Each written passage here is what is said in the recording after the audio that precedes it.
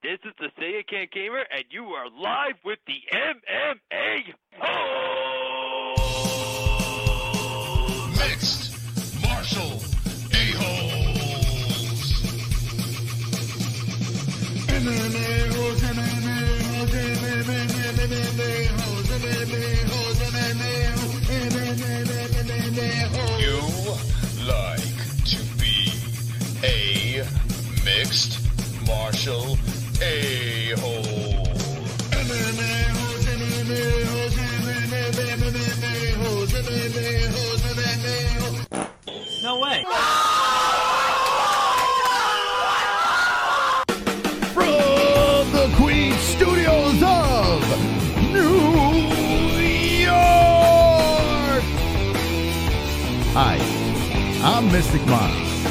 And we're going to be talking about Khabib Nurmagomedov versus Dustin Poirier, UFC 238 Fight Week, MMA News, PFL Fight Week with the MMA.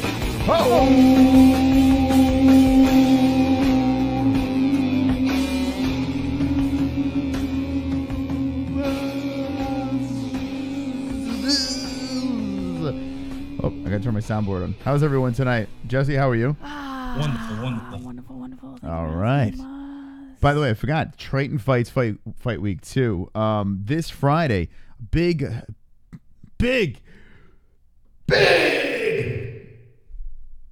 We'll be at Triton Fights once again. This is, I don't know, we've been going for last 6 or 7 fights in a row. I don't even know. We've been going for a little bit now. And it's big news, friends. Should we tell the news now? Okay. No, we'll tell it later. Oh, all right. We'll tell it Why on did this you in the ask? second hour. We'll tell it. But Okay. big news for this Friday. You're going to want to tune in and stay tuned in so you can find out what's going on this Friday on the MMA-Holes. But MMA-Holes. I think I should do it. yeah, you think so? I think I'm better. Well, that was from the very, very beginning. The beginning days when there were dinosaurs and mixed martial arts. Yeah. Cavemen doing mixed martial arts.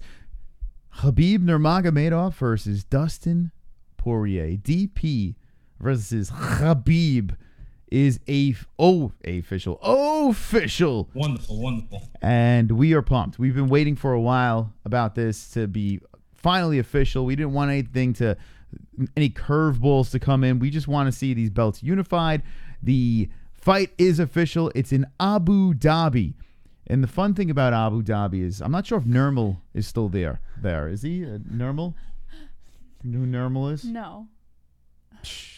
Let me know in the chat if you know who Nurmal is.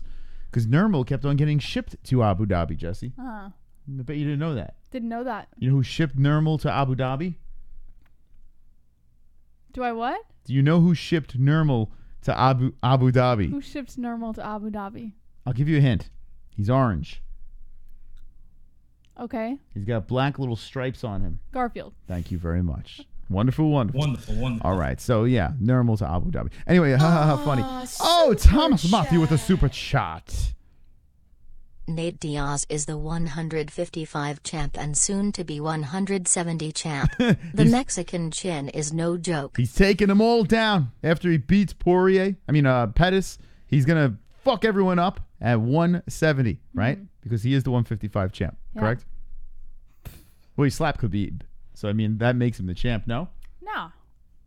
Well, I He think so. said he slapped Connor, too. Yeah, makes him the champ right Yeah.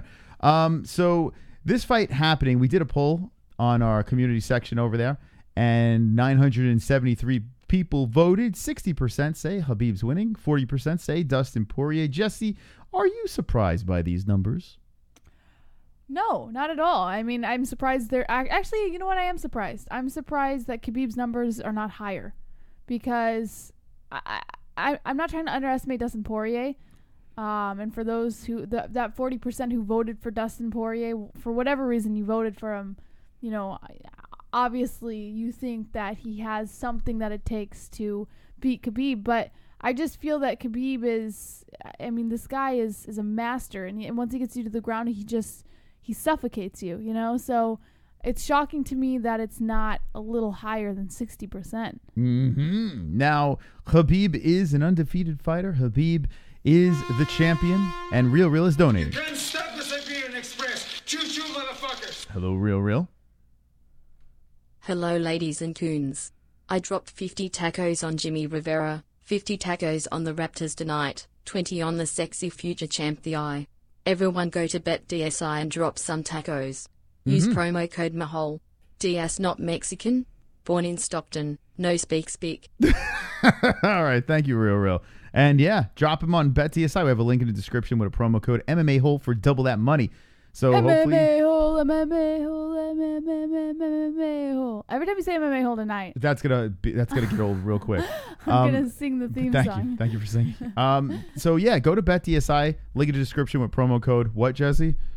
MMA-Hole. All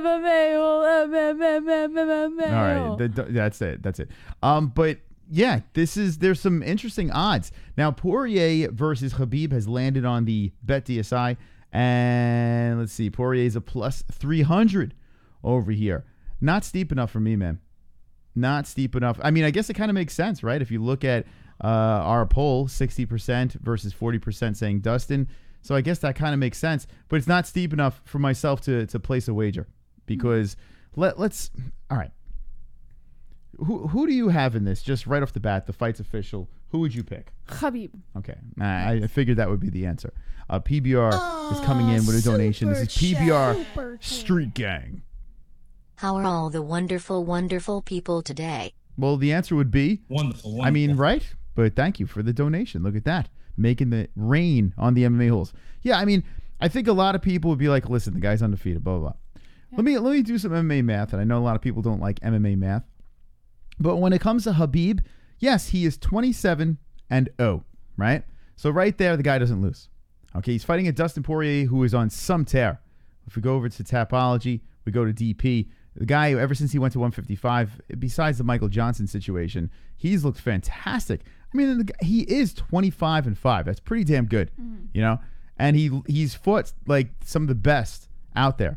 Now, he beat Max Holloway twice. Max Holloway's a beast. Max Holloway goes up to 155, and DP gets the second fight. Eddie Alvarez, he defeats him and finishes him. No controversy here. Gets it done. Very impressive. Justin Gaethje, well, he puts him away as well. Justin Gaethje is a fucking lunatic, but he beats him. Anthony Pettis, the Showtime, right? I thought Anthony Pettis was done. Well, he clearly isn't. So beating Anthony Pettis, former champion, very good. Jim Miller doesn't die either. The guy, he still finds a way to stay in the UFC. Beast, legend, Jim Miller, he beats him. His first fight in 155 was Michael Johnson, and this thing didn't go down too well. Now, you can say that Michael Johnson clips him, got lucky. Dustin dropped like a ton of bricks. Fight's over. Johnson's got some hands. He's good. He's not horrible. I mean, he beat the GOAT Artem Lobov, for God's sakes, right, Jesse? But if you look at Dustin Poirier's resume, you say, okay, very impressive. Very, very impressive. But Khabib, he beat Conor. Right? Right, Jesse? Yes. He beat Michael Johnson. Right, Jesse? Yes. He's 27-0, and both of those guys beat Dustin Poirier. Super chat. I'm doing the math. Mark I Rowe. love the Discord ninjas. Yeah. Come join Fagoots. Thank you, Mark Rowe. That's right. Become a patron and jump in our private Discord. Thank you to our swole, sexy patrons. You are wonderful, wonderful. Wonderful. I'm going to do the math. I'm going to do the MMA I thought math you don't here. believe in MMA math. I mean, for the most part, it doesn't really work. But in this situation, when you got a guy that's 27-0 and he's defeated people that have beaten Dustin Poirier, I mean, what a fantastic run. But he already beat Holloway already, so maybe he's, the kryptonite to Max. And I just don't see Dustin beating Khabib. He's like John Jones. Until someone beats him, I can't go against him. Now, I did go against him with Conor because Conor's the greatest of all time. And in the rematch, Conor will win. Man, yeah. you are. It's of course. Like, it's almost sad now. No, it's not. He'll win. It's almost like Conor was drunk. You poor man. He was drunk the whole time. I don't want to If Conor properly prepared, good training camp, sober, no blow, no proper 12, you have so many he wins. excuses for that man. It's unbelievable. All right, let me put it to you this way. Conor was the only one to ever beat Khabib in a round. He's the only one that's took a round away from Khabib. So that means Conor's the GOAT. No, What? but all seriousness, Dustin Poirier is not winning this fight. I'm sorry. And there's a reason why he's the underdog at a plus 300. If you like that number, place the bet. but I don't like the number. Honestly, I think that Jessica I over fucking Shevchenko is a better bet to make. I feel that this should be more lopsided. I feel that there should be a bigger divide here. Wait, what? A gap. Rewind. So you think Jessica I is a better bet to make? Yeah, I'd rather bet on that underdog with Shevchenko. Are you kidding? No, I'm not. I am not. This man is 27-0. You really believe the smartest? What? This man. Hold on a second. You would place a bet on Dustin Poirier before I would place a bet on Jessica. You guys gotta stop sipping that Valentina Shevchenko Kool-Aid. Okay, I've seen her lose. She is beatable, and yeah, man beat her up, but I've seen her lose. Okay, and at a plus 600, Jessica I is gonna win this weekend in the co-main event. And people might think I'm mad. They might think I'm crazy, but this will be the greatest mystical pick of all time, and we placed a bet on it as well. We put our money where our mouth is. Thomas Matthew with the deuce. Real speaks Spanish yet calls us spiclol. Forget about it. Does he speak Spanish? I guess he does. I don't know. So let me see what the chat says about this controversial situation.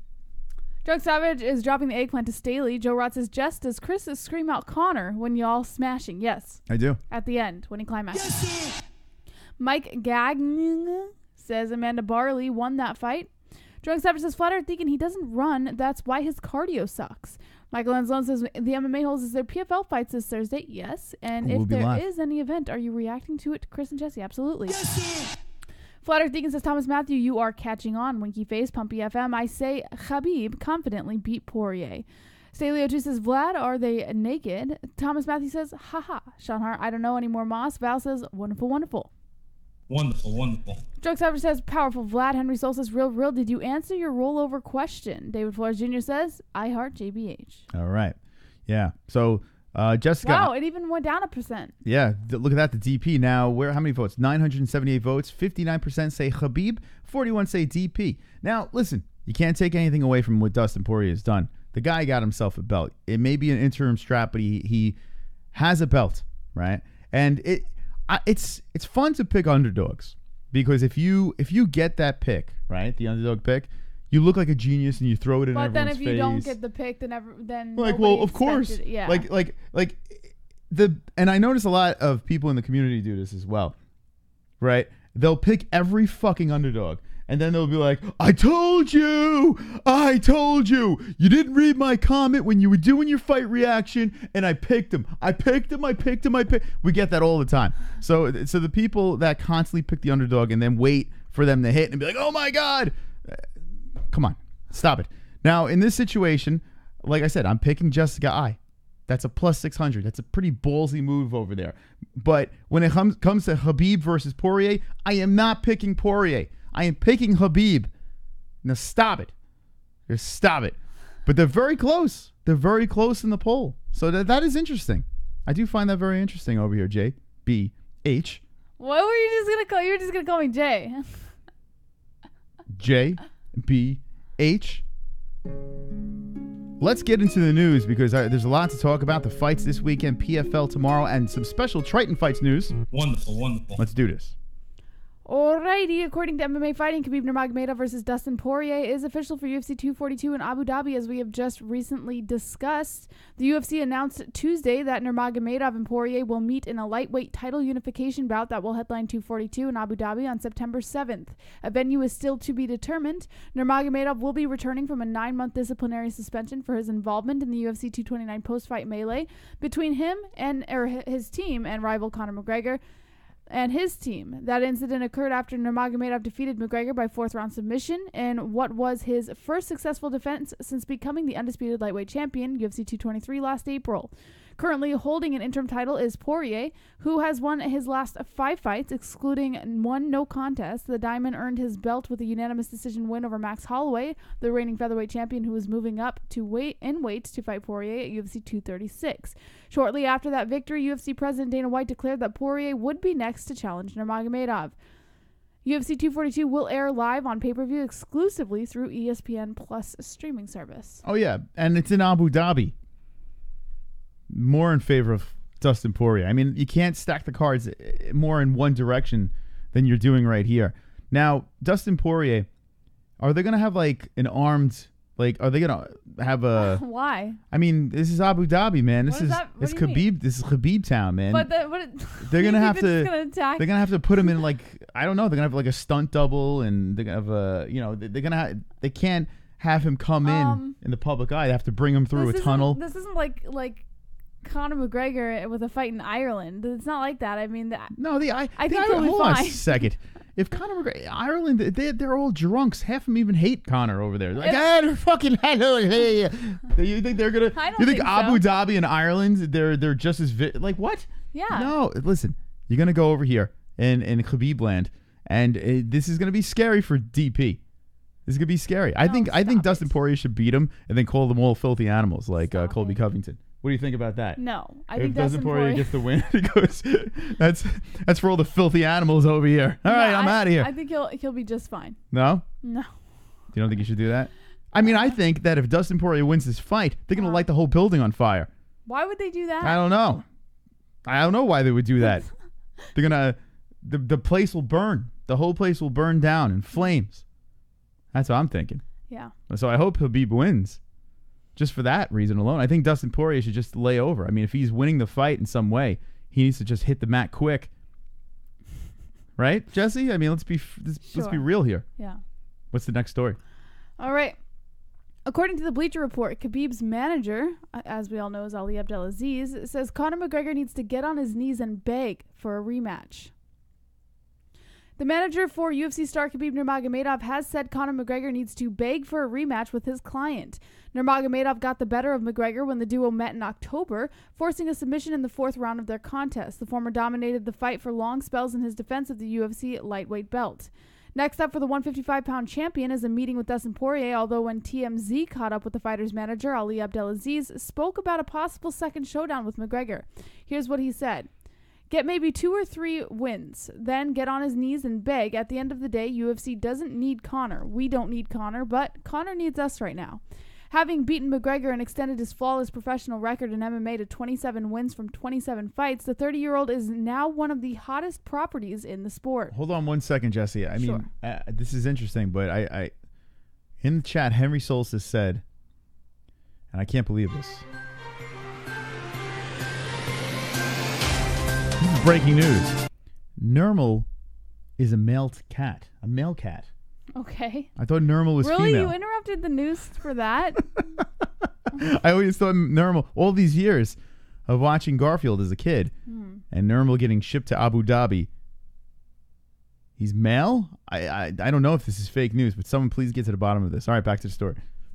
Per Ariel Helwani of ESPN.com, having served a suspension following the fracas at the end of his win over McGregor, the second defense of his lightweight crown will be in Abu Dhabi against Poirier, who is the interim title holder in the division. Ariel Helwani tweeted earlier, quote, Khabib Nurmagomedov versus Dustin Poirier for the UFC lightweight title is official for September 7th in Abu Dhabi, per Dana White moments ago.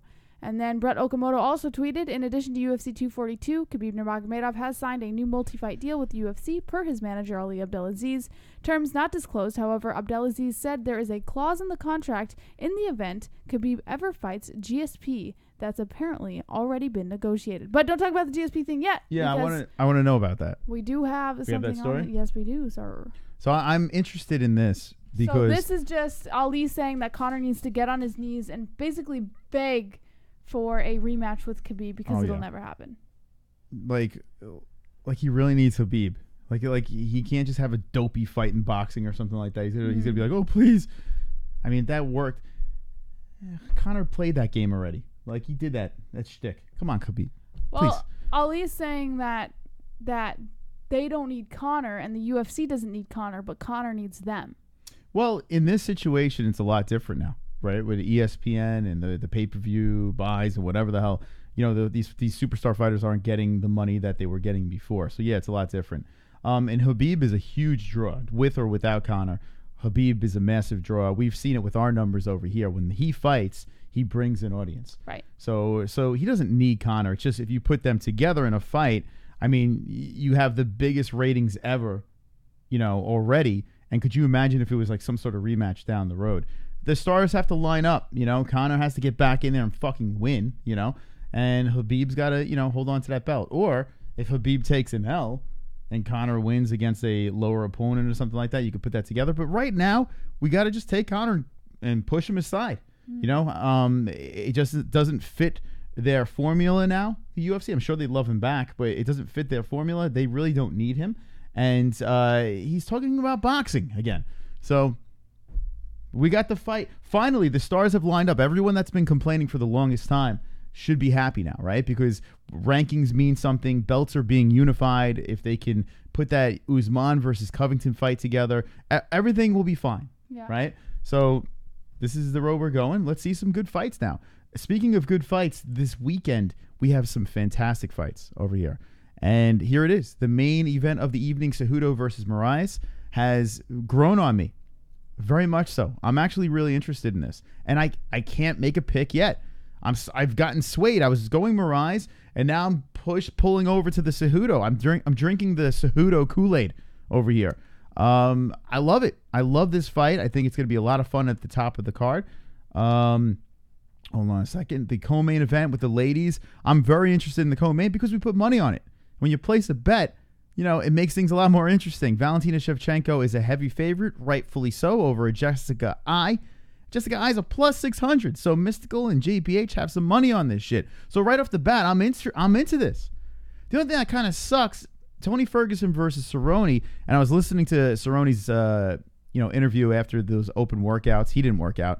And this is not a 5-round fight. Even Cerrone said he was bummed about this, that this is not a 5-round fight. We spoke about this before on a previous stream. What do you think, Jess? I mean, a 3-round fight, Ferguson, Cerrone. Do you kind of wish this was on a fight night as a main event, or are you cool with it over here? No, I think this is definitely worthy of being a main event, but it kind of doesn't surprise me because Ferguson has been out and he's had his issues, and then that whole thing with Ferguson and White, like, kind of tit-for-tatting, after Ferguson's whole, thing that happened, about how White was saying he's not coming back, Ferguson saying Dana White's lying, and just like all of that. I can see why they made it a 3-round fight, but it's Ferguson versus Cowboy. Of course, anybody would want to see that as a main event. And once again, Cowboy looked extraordinarily sickly here, but he's looked sick before and performed very well. But man, oh man, he's getting older, and you watch him at these, being interviewed, and you're like, God, he does not look well. Like, he looks super sickly. Super sickly over here at 155. So. I think so. We just watched it. I mean, he even said, he goes, I feel like shit. I'm sure he does. He goes, I look and feel like shit. Most fighters do, especially or crap. during weight cut and stuff. So, I mean, he looks and feels like crap, and yeah, most fighters do feel like that. But I think with him getting a little bit older, this 155, even though he looked great against Ali Quinta, it's going to eventually it's going to catch up to him. Kukui, Cerrone, fantastic fight. Really looking forward to this. Hopefully, Cowboy rehydrates, is good to go, and we have a fantastic 1-2-3 punch. Yes. Jimmy Rivera versus Petr Yan is interesting. It really is. Rivera wants to get back into the win column. I think Rivera's an underdog, if I'm not mistaken. Well, rightfully so. I mean, Yan's a beast. Yeah, but, I mean, hold on a second. Let's go like this. Let's go over to the Tapologies, okay? There we go. What are we doing? I'm in the wrong place. How dare you, Mystical? I'm on the Khabib versus Poirier, which is going to turn out to be a really good card, once they piece that shite together. But let's go over to, here we go, UFC 238. We scroll down, all right, and we go to Jimmy Rivera, 22-3-0 versus a 12-1 Petr Yan. If you look at Petr Yan's last couple of fights in the UFC, John Dotson, You Black. can't stop the Siberian Express. Choo-choo, motherfuckers. CHOO. I hope Fergie's still having a crazy moment. He might mount Cowboy and try to eat his face. I got Poirier in the fight versus Khabib. Oh. After the taco truck where could beat AJ, anything is possible. Mm-hmm. There you go. So that's it's a good point. Good point. When you watch, but it's heavyweight. And Anthony Smith beat Gustafsson. He was a pretty decent underdog. It's not a title fight. I feel like with title fights, it's really tough. When you see something like this matchup here, Poirier and Khabib, hostile territory. Man, if Dustin Poirier wins this fight, you can make the Dustin Poirier movie.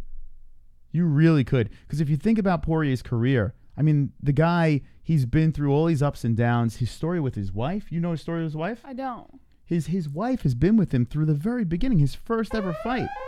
Triggered! Marky Rowe!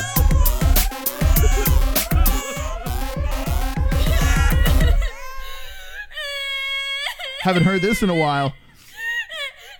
Oh. Marky Rowe says, Any of you faggots who think cowboy wins, you're a delusional pussy. Patreon's rule.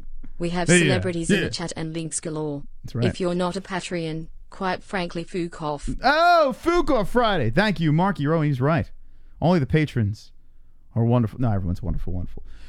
But patrons are especially. Wonderful. You know, what do you think about people that say especially? What do you think about people that? who say axe. Yeah, I know some people that say especially. I'm like, what? Anyway, or Pischetti. What are we talking about now? Now I'm completely thrown off. Oh, Dustin Poirier. If he wins this fight in Abu Dhabi, where can you make the Dustin Poirier movie? Like I said, his wife has been with him since the very, very beginning. When he was looking to hang up the gloves, Dustin Poirier's wife was like, no, you can't do that. You're going to be a champion. And then when he won the interim strap, his wife goes into the locker room and looks him in the eyes and says, I told you. Then fucking suck the skin off of his cock. Wonderful. I had to add that part. I made the last part up, but that'd be a fantastic porno. Dustin does his wife. Yeah, I think it'd be great. The end of the movie, he goes into Abu Dhabi, fights a guy with a feathery fucking retard hat in front of this guy's, like, his people. Dustin Poirier goes in front of a hostile crowd and knocks out the man who's never been knocked out, the man who's never lost, Khabib Nurmagomedov. Looks into the camera and's like, I'm going to collect my blowjob now. That's the movie. Right? Easy to root for a guy. And let me know with the ones in the chat if you would watch that movie. I'd fucking watch that. You know what? I'm going to fucking put a 1 in there right now. Jesse. I just put a 1 in the chat, and there's a delay, so they're probably like, why did he just put a 1 in the chat? But let's see what the chat says. Would you watch that movie? Mark Rose says, Bass. Thomas Matthew says, that ain't happening. Mohan Stelio too. I would love to see Prime Kurt mangled versus Khabib. Drunk Savage, Thomas Matthew, Mark Rowe, and H. Flat Earth Deacon, Death Metal, Real all drop a 1. Oh, Real drops a 4, but everyone else drops a 1. Muhammad Naswar says, what the fuck? Jessica G, I'd rather watch you two make a porno. Oh! Boom, roasted. Mark Rose says, base JBH. Lee W, is there any word on Rose since her last fight? Yeah. Actually, yes, there is. I have something on there. You want to go right into that story? I kind of want to find out. Let me just make sure. Oh, I saw something, but I don't know if I made it a topic tonight. I didn't make it, but there is something on Rose. I saw it today. Is she retiring, or is she? When I was doing the news. Completing her gender transfer. Hold on. Jeez Louise. I hope Thug Rose comes back. Now you guys got to go and put me on the spot here. You know, she was fucking Andrade up. We got Vlad coming in. You know Team Khabib has suicide bombers on deck just in case he loses. Could you imagine? Right? Yeah, I think you're right. Vlad. You know, I didn't want to say it, but thank you for saying it for us. Yeah, if Khabib loses, forget it. This whole place is going to go up in flames. Here we go. Suarez is willing to relinquish her title shot to Rose Namajunas. What? Yes. I don't have it on the thing, so if you want to Google a picture of... Nah, you can just talk about it. All right. But it just brushed through it real quick. Okay. So Tatiana Suarez is willing to wait on the outside a little longer if it means Rose Namajunas being granted a rematch at the strawweight championship she lost to Jessica Andrade at UFC 237. This is what she said. If she wants that rematch, I think she deserves it. I'll wait. I don't mind. I'll fight whoever. I've never turned down any of the fights they've given me. Rose got off to a spectacular start, obviously, blah, blah, blah. And then Suarez continued saying of Namajunas, quote, I think she's an amazing fighter. I love watching Rose fight. She's truly a great mixed martial artist, and I hope she does stay because I think she's a really amazing fighter, but if her heart's not in it, we won't see the same Rose. It sounds like someone wants to scissor Rose. That's what it sounds like to me. Tatiana Suarez is on some roll, and she's fighting this weekend. She's got Nina Ansaroff. She's a heavy favorite in this one. And some people are saying that Ansaroff being the underdog in this fight, which deservedly so, is a good bet. I was looking at it, and I mean, plus 575. It's kind of something to take a look at.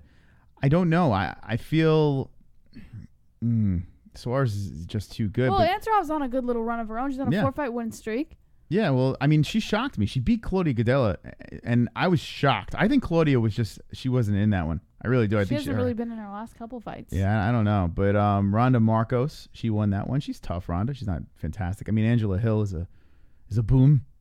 And Jocelyn Jones. So, 4-fight win streak, got a submission, unanimous decision, and a unanimous. So, I mean, she's convincingly winning these fights. But Suarez is... I was watching her embedded and, watching her grapple with her coaches, and she just looks like a dude. Like not to make fun of her, but she really does. Like, she looks strong. Like, she's kind of ragdolling these dudes in the cage. So, I don't know, man. I think Nina, there's a reason why she's a big underdog, and no good. No good for me. All right. What do you think about Nina's chances in that fight? I don't know. Listen, I mean, I've got a little faith in Nina. Super chat. I got a little faith in Nina. Mark Rowe. Tony is a lock. If he loses, I will off myself. Please don't do that. Wonderful. We should really put the stakes on the line here on the MMA-Holes. We should, when we make our picks, and we give our guaranteed picks, we should do a complete death if we get it wrong. Like, I should have killed myself after. What is wrong with you people? When Gustafsson lost and he retired, I should have offed myself on air. I really should have just put a bullet right between my fucking eyes. Then who will do the show with me? Well, we keep on cycling people in. We have 85 people watching. We'll pick one from the audience. Okay. I'm sure they would love that. I would off myself. All right. Hopefully he's joking. All right. So this is the kind of show that you're watching, friends. If you don't like it, you can lick my balls. Lick my balls. But we got some fun stuff. All Jesse, right. Can you do me a favor? Sure. Can you get to that story about Khabib's contract? All right, let me find it now. Get over there. I want to find out about Mr. Khabib's contract because I didn't really read much about it, and I'm interested because Khabib is back. He is fighting Dustin Poirier, and he's got himself a contract. So is this it? Yes. Okay, here we go. All You ready, right. peeps? According to MMA Junkie, Ali Abdelaziz says Khabib Nurmagomedov signs new UFC contract with GSP clause in it. Lightweight champ Khabib Nurmagomedov has his next fight booked, but already has made sure to cover his bases in case a certain legend wants to come out of retirement for a fight. On Tuesday, after the promotion announced that Nurmagomedov will face interim title holder Dustin Poirier... Real quick, I'm sorry. I just keep on thinking of things. Just What? picture this. Imagine we lived in a world. Right? Sure. And we're going to get back to the story. I'm sorry, but this is my ADD kicking in. Okay. Could you imagine, like, we really lived in a world where all these people, the MMA media, they had to off themselves when they lost the pick, like Chael Sonnen, Brendan Schaub, like they had to keep on rotating. Like a movie like that. It's like, that's the world we live in. If you wanted to get into MMA media, become a personality within this universe, you had to kill yourself. You interrupted me to ask. I don't know why that's in my head, but could you imagine? That'd be vicious. That'd be some content right there. Right? Okay. Could you imagine life's on the line? You have to make this pick.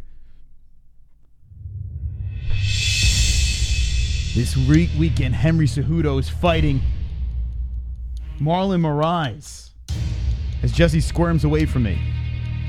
That's love. You have to make a pick. If you get it wrong, you're gonna die, Jesse. You're gonna fucking die. You're gonna die. You need to make a pick right now. And if you get it wrong, you're gonna die, Jesse. Who are you going to pick?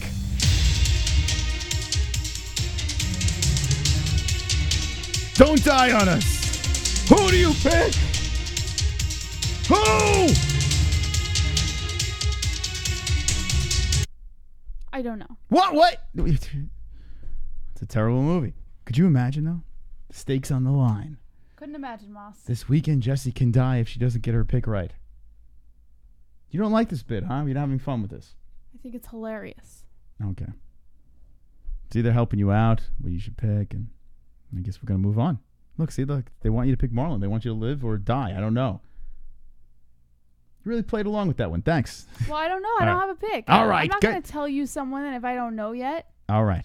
Get back at. Well, I'm saying at this moment, if we were in a movie, Cejudo for the win. So there you go. Now, if Marlon Moraes wins this weekend, Jesse dies. There's the casting couch. All right, back to the stories. On Tuesday after the super chat. You can bet super chat. Pettis, What? Diaz, Ruiz, Gastelum, Cejudo, Masvidal Latin, smiley face. There you go.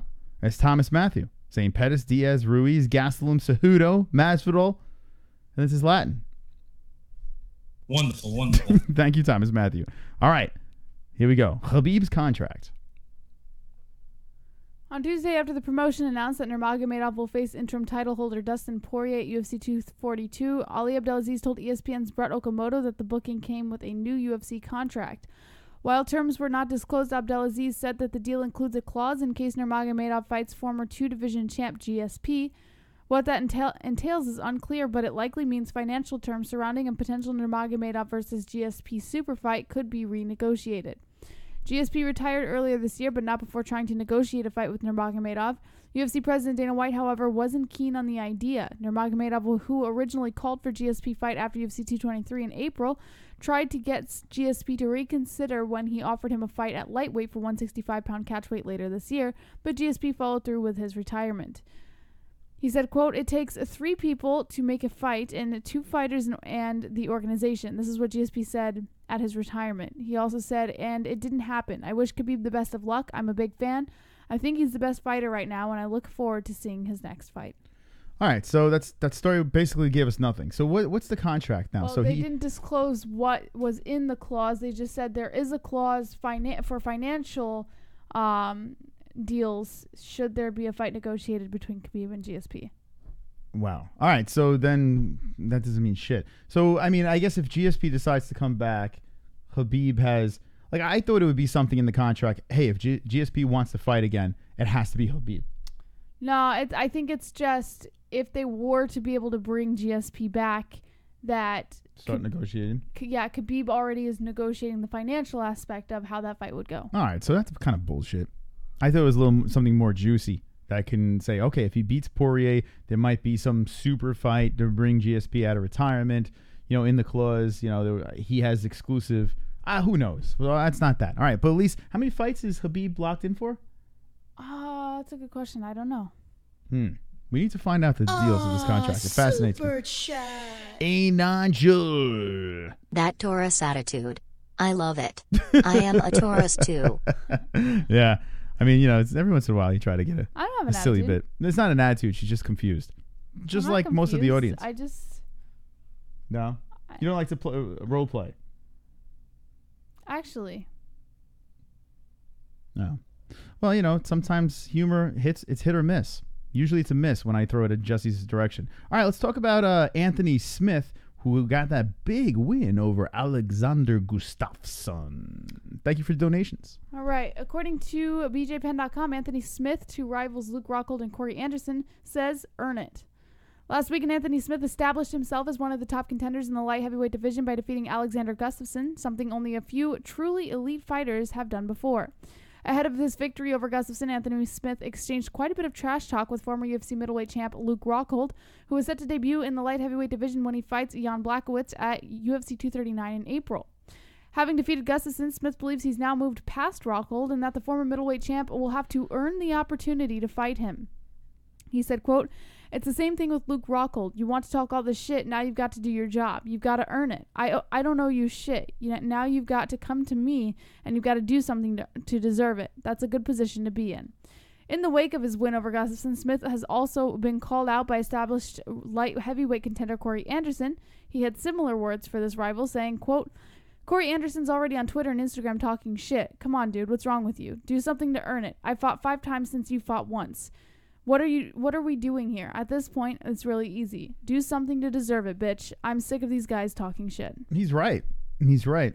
As much as I would love to see Rockhold get up there and get murdered by Anthony Smith, it would be fantastic.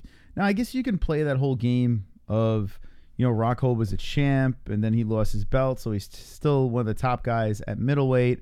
He fought a guy that he shouldn't have fought in Romero when he missed weight, and you can make excuses for why Rockhold couldn't fight some of the top guys at light heavy. But Anthony Smith is right, The problem is, he lost to John Jones, so he doesn't need a fight in between. If I was Anthony Smith, I would does he think he's going to get a rematch right away?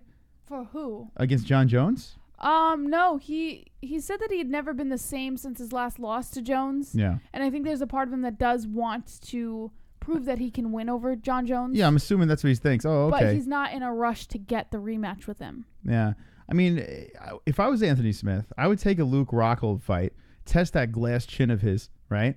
Knock him the fuck out, and then be back in the picture for a John Jones fight, a rematch. He's kind of sitting there now. He's at number 3. He's got Santos in front of him. I mean, would you rather get in the cage with fucking Santos or Luke Rockhold? Rockhold. Yeah. So that's what I'm saying. Maybe Anthony Smith, or maybe he's just trying to. I mean, I think that should be the next fight. Why would you want to take a chance against some of these other guys over here? It doesn't make any sense. So but he is tough, and he's not going to turn his back on a challenge. So I just got something in my head when you said neck fight. My neck fight?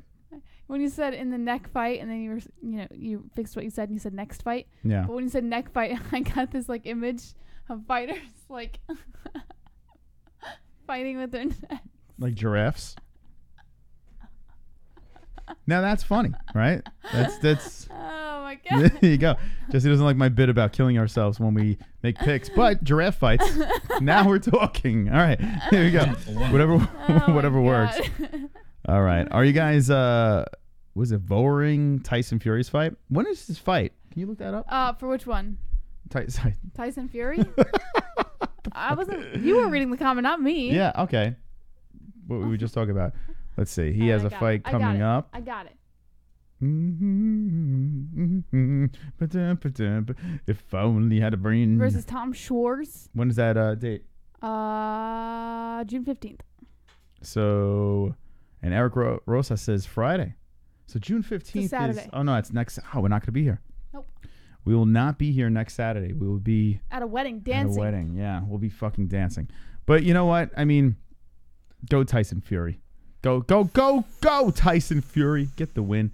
Yeah, we won't be there. But we'll be live for Bellator the night before. Bellator MSG. Chael Sonnen fighting Machida. Roy McDonald. Neiman Gracie. Gonna get choked the fuck out. And yeah, we'll be reacting for that shit. Tomorrow's PFL. Mm-hmm. And we might as well make the Triton Fights announcement now that we have 100 people. Hang with the boys! For the first time ever, the MMA-Holes. Should I wait or should I tell them now? Tell them now. Should I wait another 15 minutes just to fuck with them a little bit? Or should I tell them now? What would you do if I caught the flowers at the wedding? I would hope that you got your pick wrong. That's mean. Get it? Because she'd be dead. All right. We'll tell you now. We are taking over Triton Fights. Well, the preliminaries. This is the first time ever the MMA-Holes will be broadcasting the preliminaries to Triton Fights this Friday on this channel. Yeah! Wonderful. That's right. So it will be broadcast on this channel, the YouTube channel, and on the website. So we'll be simulcasting the preliminaries. Triton Fights does not broadcast their prelims. They just broadcast their main card on Bleacher Report, and that's free as well. So you can see the prelims with us, and then you can jump over to Bleacher Report, and you'll hear our lovely voices with their production team. Jesse, how excited are you about this? Stoked. That's the energy you're going to hear Friday. That is exactly... Triton Fights, if you're watching, prepare for that because she's going to be shot out of a fucking cannon. There's going to be F-bombs. We're going to be talking about boobies. We're going to be making fun of the fighters' looks. We're going to be doing it all on the preliminaries. I don't know how we got this, but that's happening.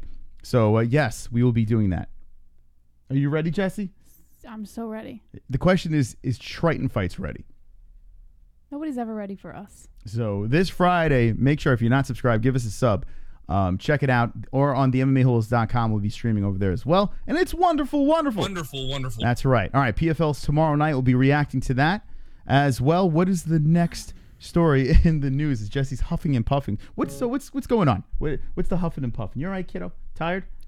I'm fine. Yeah. I don't know. I just want to rub you. But when you do that, you tangle my hair. That's why I pull away. It's not because I don't want you to touch me. It's because you tangle my hair every time you do that. But any other time I could rub you, and you're like, I love when you touch my hair and you rub my back. Yeah, when you touch my hair, like when you do this, like when you pet my head, that's totally acceptable because you're not tangling my hair. But when you just like go in a circle, you want me to rub your back during Triton Fights, the prelims? So I'll just be like this. I'll be rubbing your back. Yes, like right please. now, both fighters are on the ground right now, fighting for position over here. I'm rubbing Jesse's back. It feels really nice. I feel her bra strap as I go down to the lower back, going back up to the hair. Oh shit, there's a Kimura. The fight's over. Jesse, how's your back feel after this rub? I'm not wearing a bra. What's this? Nothing. It's a tank top. It feels like a fucking bra. I'm sorry, Jesse. I apologize. Yeah. She's right. She doesn't have a bra on. All right, here we go. Why would you do that? Wonderful, wonderful. All right, back into the news. What's the next story? All right. A cumin. According to MMA junkie Tony Ferguson, appreciates your concern ahead of UFC 238, but now it's time to fuck off. El Cucuy! Fans and MMA observers flooded Tony Ferguson's social media accounts with well wishes after several serious domestic episodes became public. But for those still wondering if El Cucuy is fit to fight, he's got a defiant message. He said, quote, I tell them to fuck off. Stop worrying about the shit you can't handle, man. It's not your fucking problem. You really want to fucking worry about how I am? Buy my fucking pay-per-view. Send me some money. Send me whatever. I don't give a shit. But quit asking dumbass questions. You want to keep asking me those questions? I'm going to say shit. Fuck you. Straight up. I'm back, motherfuckers. So now you know Tony's back because he's writing in Tony Ferguson language over here. He is back. He is ready to go. Firefight against Donald Cerrone. Cannot wait for this shit. This is going to be wonderful, wonderful. Wonderful, wonderful. And it's happening this weekend. That really crept up on us quickly. Now, what do you think about this guy? He's dropping F-bombs. I think he's still a little fucked up and he's afraid to admit it and he wants everyone to think that he's okay, but nobody can forget what actually happened. So now he's going to bear that weight on his shoulders when he goes to fight Cowboy Cerrone, and everybody's going to be expecting him to fuck up or do something crazy because he had a crazy thing happen. I hope after he beats Cowboy, if he does beat Cowboy, I hope he brings baby Jesus into the cage because as everyone knows, he thinks his son is Jesus. And maybe his son is, his son could be Jesus, right? We don't know. Jesus is supposed to come back, so maybe it's You can't stop the Siberian a little Express. Cucuy. Choo-choo, motherfuckers. Real. My bum is on your lips, my bum is on your lips, and if I'm lucky you might just give it a little kiss, and that's the message that we deliver to little kids and expect them not to know what a woman's clitoris is. I jack off so much that my dog ran away. Hashtag Eminem. There we Woo! go. All right. No, well, okay. There we go. So, and I was thinking he was doing the Tom Green version of the Eminem song as a Eminem song. Say Eminem. Eminem. 5 times. Eminem. No, you can't take pauses. Eminem.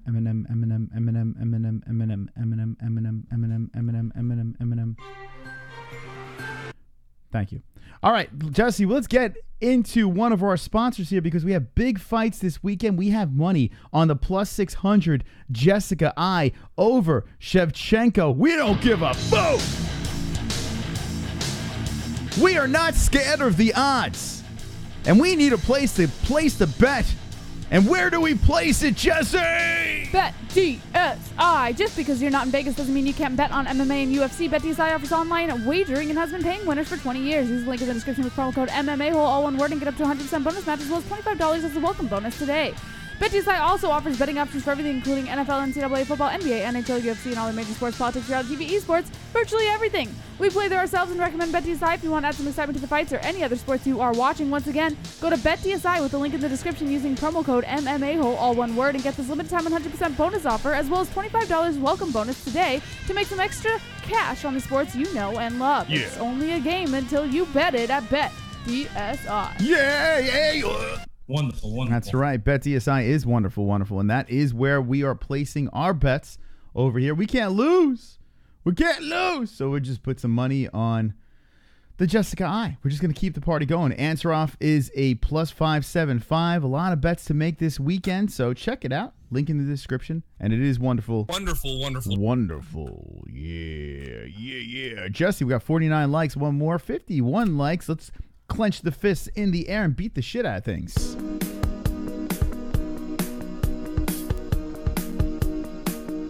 You ready? I've got 50 likes. You've got 50 likes. We've got 50 likes. MMA-Holes 50 likes. I've got 50 likes. You've got 50 likes. We've got 50 likes. MMA-Holes 50 likes. I've got 50 likes. You've got 50 likes. We've got 50 likes. MMA-Holes 50 likes. The dislikes are choking on a dick. You turned it off before it was done. That's okay. There it is. The fists are flying like cray-cray in the chat. It never gets old, man. Drug Savage loves my fist bump. Yeah. This one. Yeah, hold on.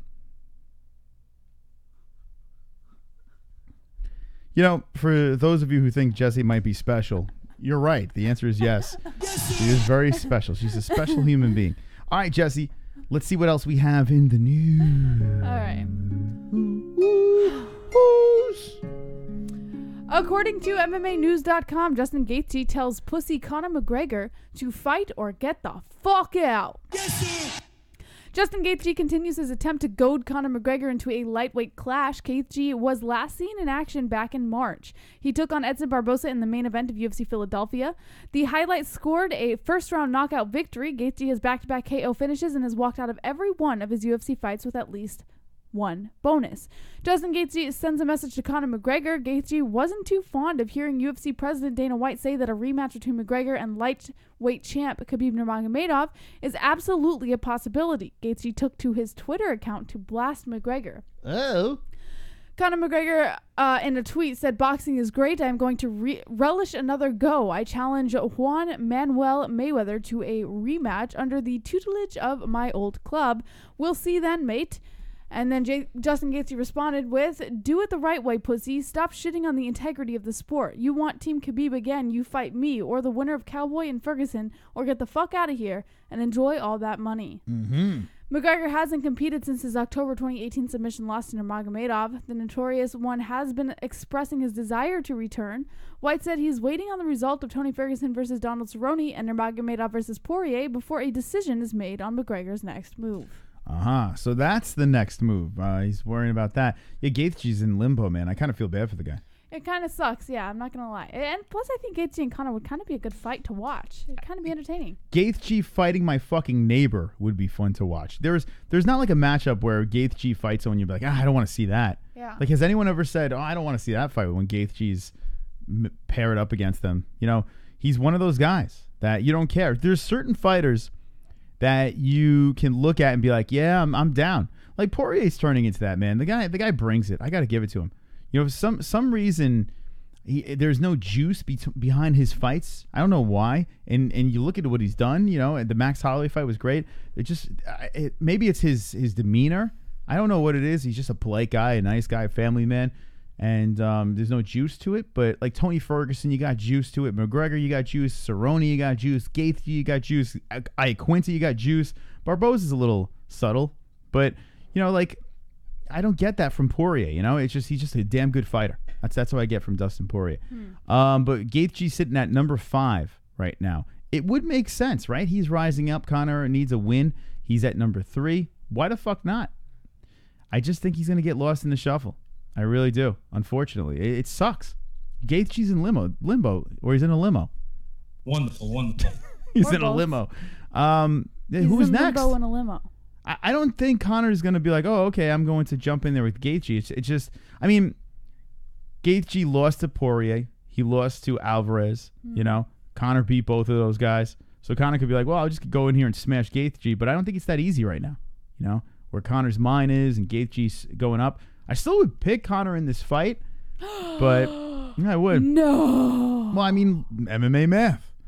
I'm doing math tonight, kids. You don't even believe in MMA. No, I math. believe it. I believe it. Can I ask you a question? Yeah, I'm a mathematician. What has possessed you to delve into this MMA math tonight? It's a lot of math. Usually you're like, You're like, oh no, don't believe in that because we've seen this happen, we've seen that happen, we've seen we're that. talking about high level athletes. Khabib is 27-0. You would never use Conor is the greatest 145er that ever lived. Wait a minute. So, there have been fights in the past with high level athletes that you've never used MMA math. No, because you refuse to use MMA math. No.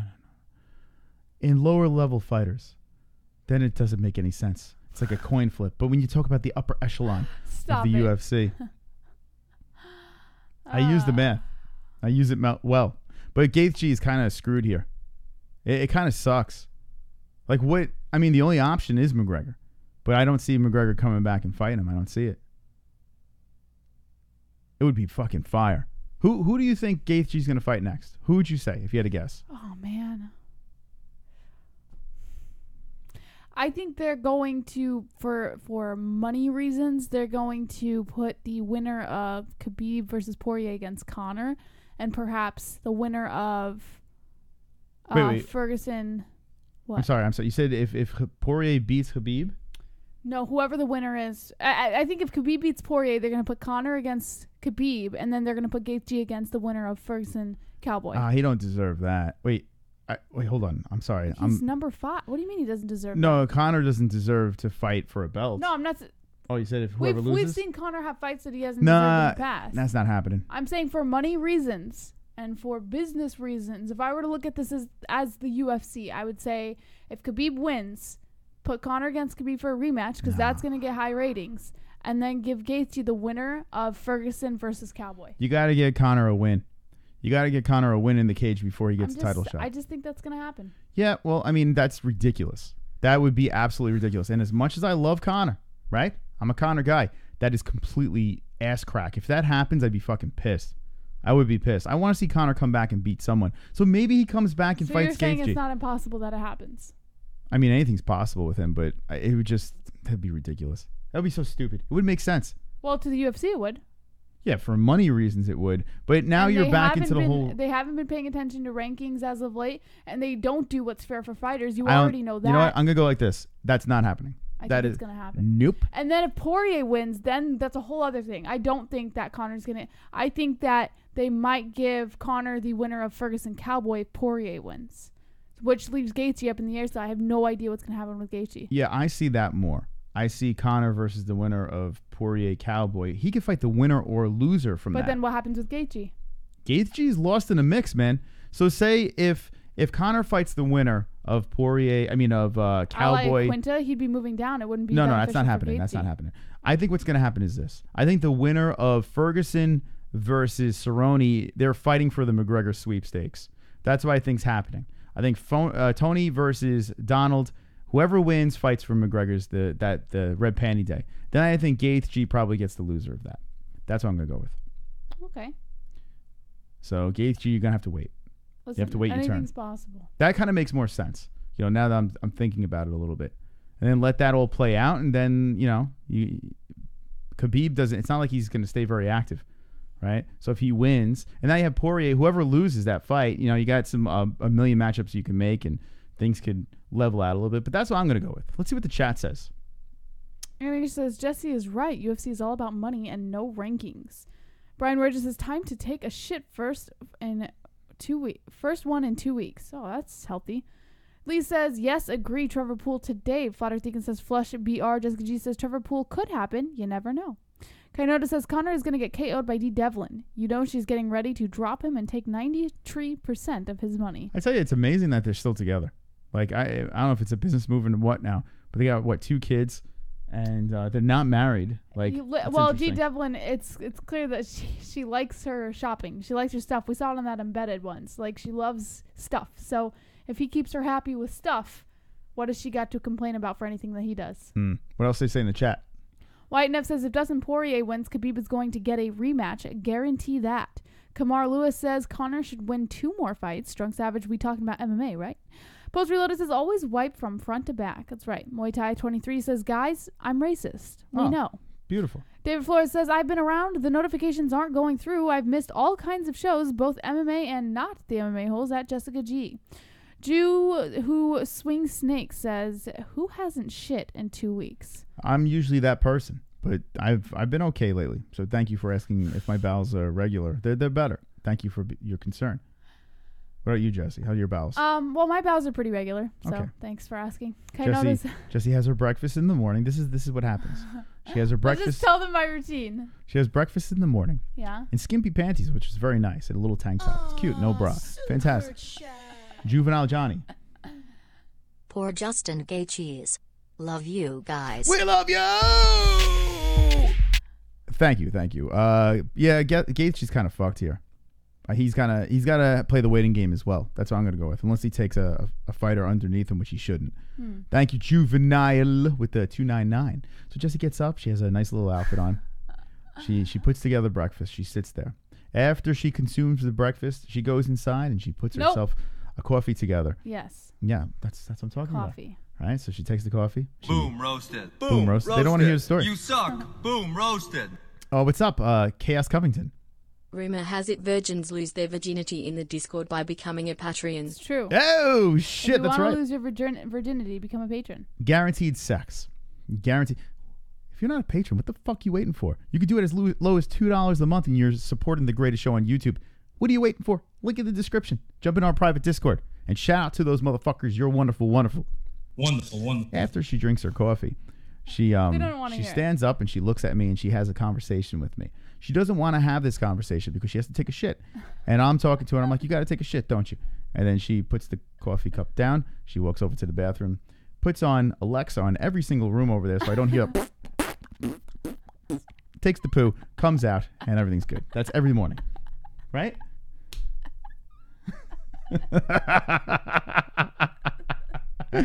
Right? Is that what happens? Like a fucking robot. I don't know how the hell I have no idea how the hell she pulls that off. But it's like a schedule. It's a shit schedule. It's an eat, coffee, shit schedule. And I wish I could do that.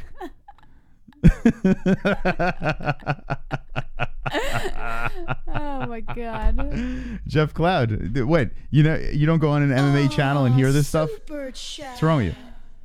Angel. Most the Mac. Yes. Wonderful. All right. Anyway, that's Jesse's shit story. All right. Thanks for telling everyone my shit schedule. So Here we moving go. on.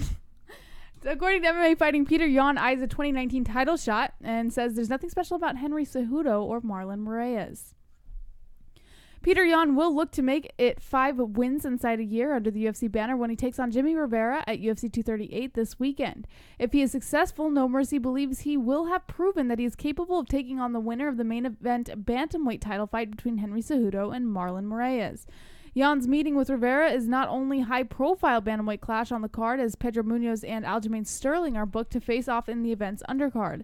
Given his higher placement on the card, Yan believes he is most likely next to fight for the division strap if he has his hand raised.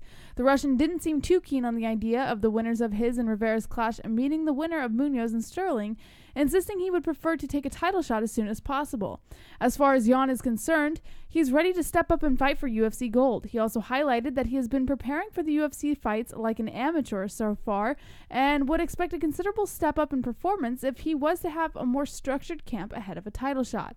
Yan refused to forecast whether the fans and media would be calling for him to get the next title shot after Saturday night, but is adamant he will be ready if the call comes. This fight card is not only extraordinarily balanced, with fun fights to watch, but it's very difficult to pick. Like, just going through it and saying, okay, who am I leaning towards? I'm having a tough time with a lot of these fights. I know there's some heavy favorites like Suarez and Shevchenko, but we have money riding in certain situations, and we're having a little fun. But if you look at like Kowalkiewicz versus Grasso, what a fun! I mean, it goes all the way down. Let's see, where do I not give a shit? Let's see. I'm going to go down to, this is how we're going to do this, right? We're going to start from the top over here. Okay, Henry Cejudo versus Marlon Moraes, I'm in. Shevchenko, Jessica I, I'm in. Ferguson, Cerrone, I'm in. Rivera versus Yan, I like this story, I'm in. Toivaza versus Ivanov, yeah, I'm in. This whole card is fantastic. Suarez, now we go into the prelims. Suarez versus Ansarov, I am in because Suarez is a beast, and Ansarov, she's on some run. Yep. And she fucks Amanda Nunes. I'm in. Pedro Munoz versus Aljamain Sterling. Aljamain's our buddy. Aljamain deserves a fucking title shot, and he's got a very difficult fight. Somehow Aljo is a favorite in this one. Pedro Munoz is a beast. Very tough fight for Aljo. Love the matchup. Karolina Kowalkiewicz versus Alexa Grasso. Grasso's pretty to look at. Overrated. Kowalkiewicz smash. Lamas versus Qatar. Qatar I'm coming in. from CES. Qatar is from CES. There he is, 19-3-0. The Boston finisher. And by Boston finisher, he gives hand jobs in the parking lot. No, stop it. He no, gave Moss no. a hand job after one of the events. No, it's a lie. The Boston finisher. But anyway, he is a fucking badass, this guy. This guy fought for CES. Tough as nails. And he's got a tough fight here, Ricardo Lamas. You got Yan back in the cage versus Neil Magny, which is fantastic. And I think I started not giving a shit. Bevon Lewis, is he contender series? We got a little black on black violence over here. You got Bevon Lewis. I'm pretty sure this is a contender series guy. Jackson Wink. Yes. There we go. There we go. Alton Cunningham. All right. So, yeah, this kid I do remember. He's fighting Darren Stewart over here. Scroll down. Looks like a fucking poor man's Tyron Woodley. There he is. Wonderful, wonderful. And, yeah, he's coming off a loss, too. So, like, when we get over here, we're starting to not care. But still, I mean, look at this. Chikugian's on the card. Wait, what the fuck? Wait, is this really? Chukagian. I call him I should call it Chikugian. Why? Chukagian. Yeah, she's from Long Island. Wait, what the fuck? Why is this fight so low on the card? Is this really on here? Is Tapology? Hold on. Let me go over to UFC. This is what happens. I don't prepare for the shows. I kind of just go with it and just I give my. Holy shit. Calderwood versus Chukagian is the first fight on the. What the fuck? This card is fantastic. Wow. How is this on the pre-prelims? Is that? It's not the pre-prelims. That's the first card of the prelims. It's the early prelims, which What? is the pre-prelims. Yeah. Am I smoking something here? How the hell is this fight not on at least the upper echelon of the prelims? I don't know. It's a good question. I didn't even know it was on there. Well, did you look Just at the got fights on lost the in the mix. prelims? I mean, How the I fuck? guess- Am I fucking on crack right now? Am I smoking something? Is this not really happening? Are my eyeballs melting out of my head? Why is this fight so low? Really good card. Should we do the whole fucking card? what time does it start? That's a long night. What time does the card start? I kind of want to do it. Let's see. What do you think, chat? Should we do the whole goddamn card? 6:15 is the early prelims, Yeah. I want to see them all. and the main card starts at 10. What time should we start, We would chat? have What do you to say? order dinner, but it is doable. But Everything's we would doable. have to order dinner since it starts at 6:15. I'm really shocked. Until they got the Ferguson versus Cerrone fight on here, I was like, this is just a card that's just going to get us to UFC 239. And then as I started paying attention to who's on this thing, one of the more balanced cards of the year. Really good card.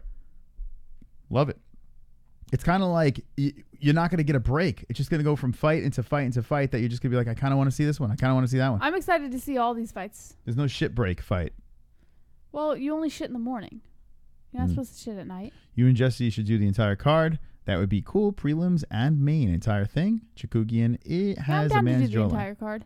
It's a pretty good card, but my concern would be, well, no, I think we could do it. Well, Triton Fights, we're only going live for the prelims. That's we're what I was going to be gonna say. broadcasting. Yeah. And we're going to be hanging out there, but it's not like we're going to be streaming all night. Right. So, and by the way, if you're just jumping in, that's right. Triton If Fights. we get home at a reasonable time Friday night, we could make it happen. Nah, fuck that. Regardless of what time we get home, it doesn't really matter. But I'm just. It does to me because I have a website to maintain the next morning. Fuck your website. So. TheMMAHoles.com. All right, we'll let you know. But yeah, like I said, tomorrow's PFL. We're gonna be reacting to PFL. Tomorrow, Friday is Triton Fights. For the first time ever, we're showing fights on this channel. So stay tuned for that on Friday night. Triton Fights will be broadcasted with our beautiful voices Friday night on this channel and the MMAHoles.com. Check out the MMAHoles.com. It is Wonderful, wonderful. wonderful, wonderful. All right, let's get back into the news.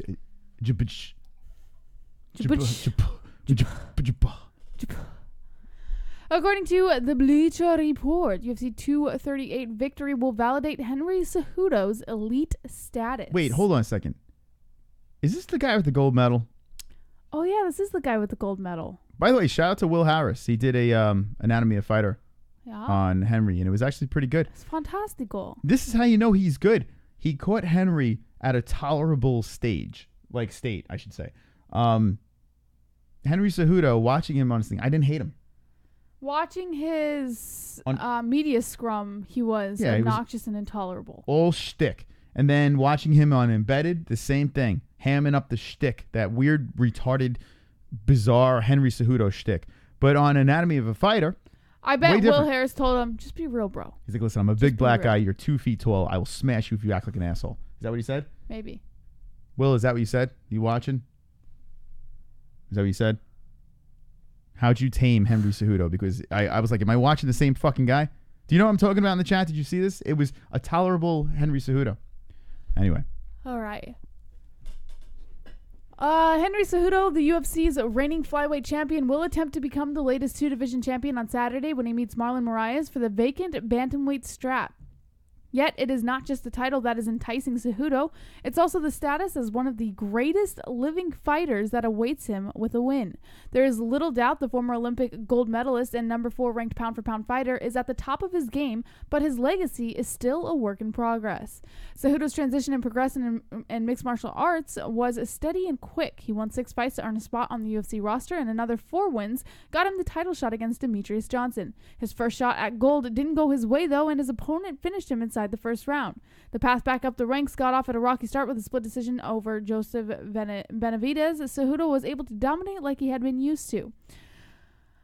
It wasn't clean or conclusive. The judges weren't only experts that split on who won when it came to him versus Demetrius Johnson. Media members scoring the fight split 13-12 for Cejudo.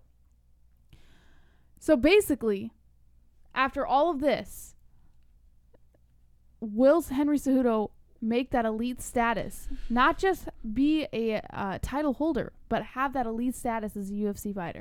Well, look at Henry Cejudo on the pound for pound right now. He's number 4. It's crazy.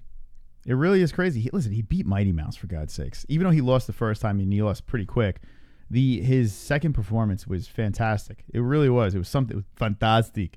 It looked great. Henry, he did win a gold medal, as much as everyone jokes about him. He's super cringe.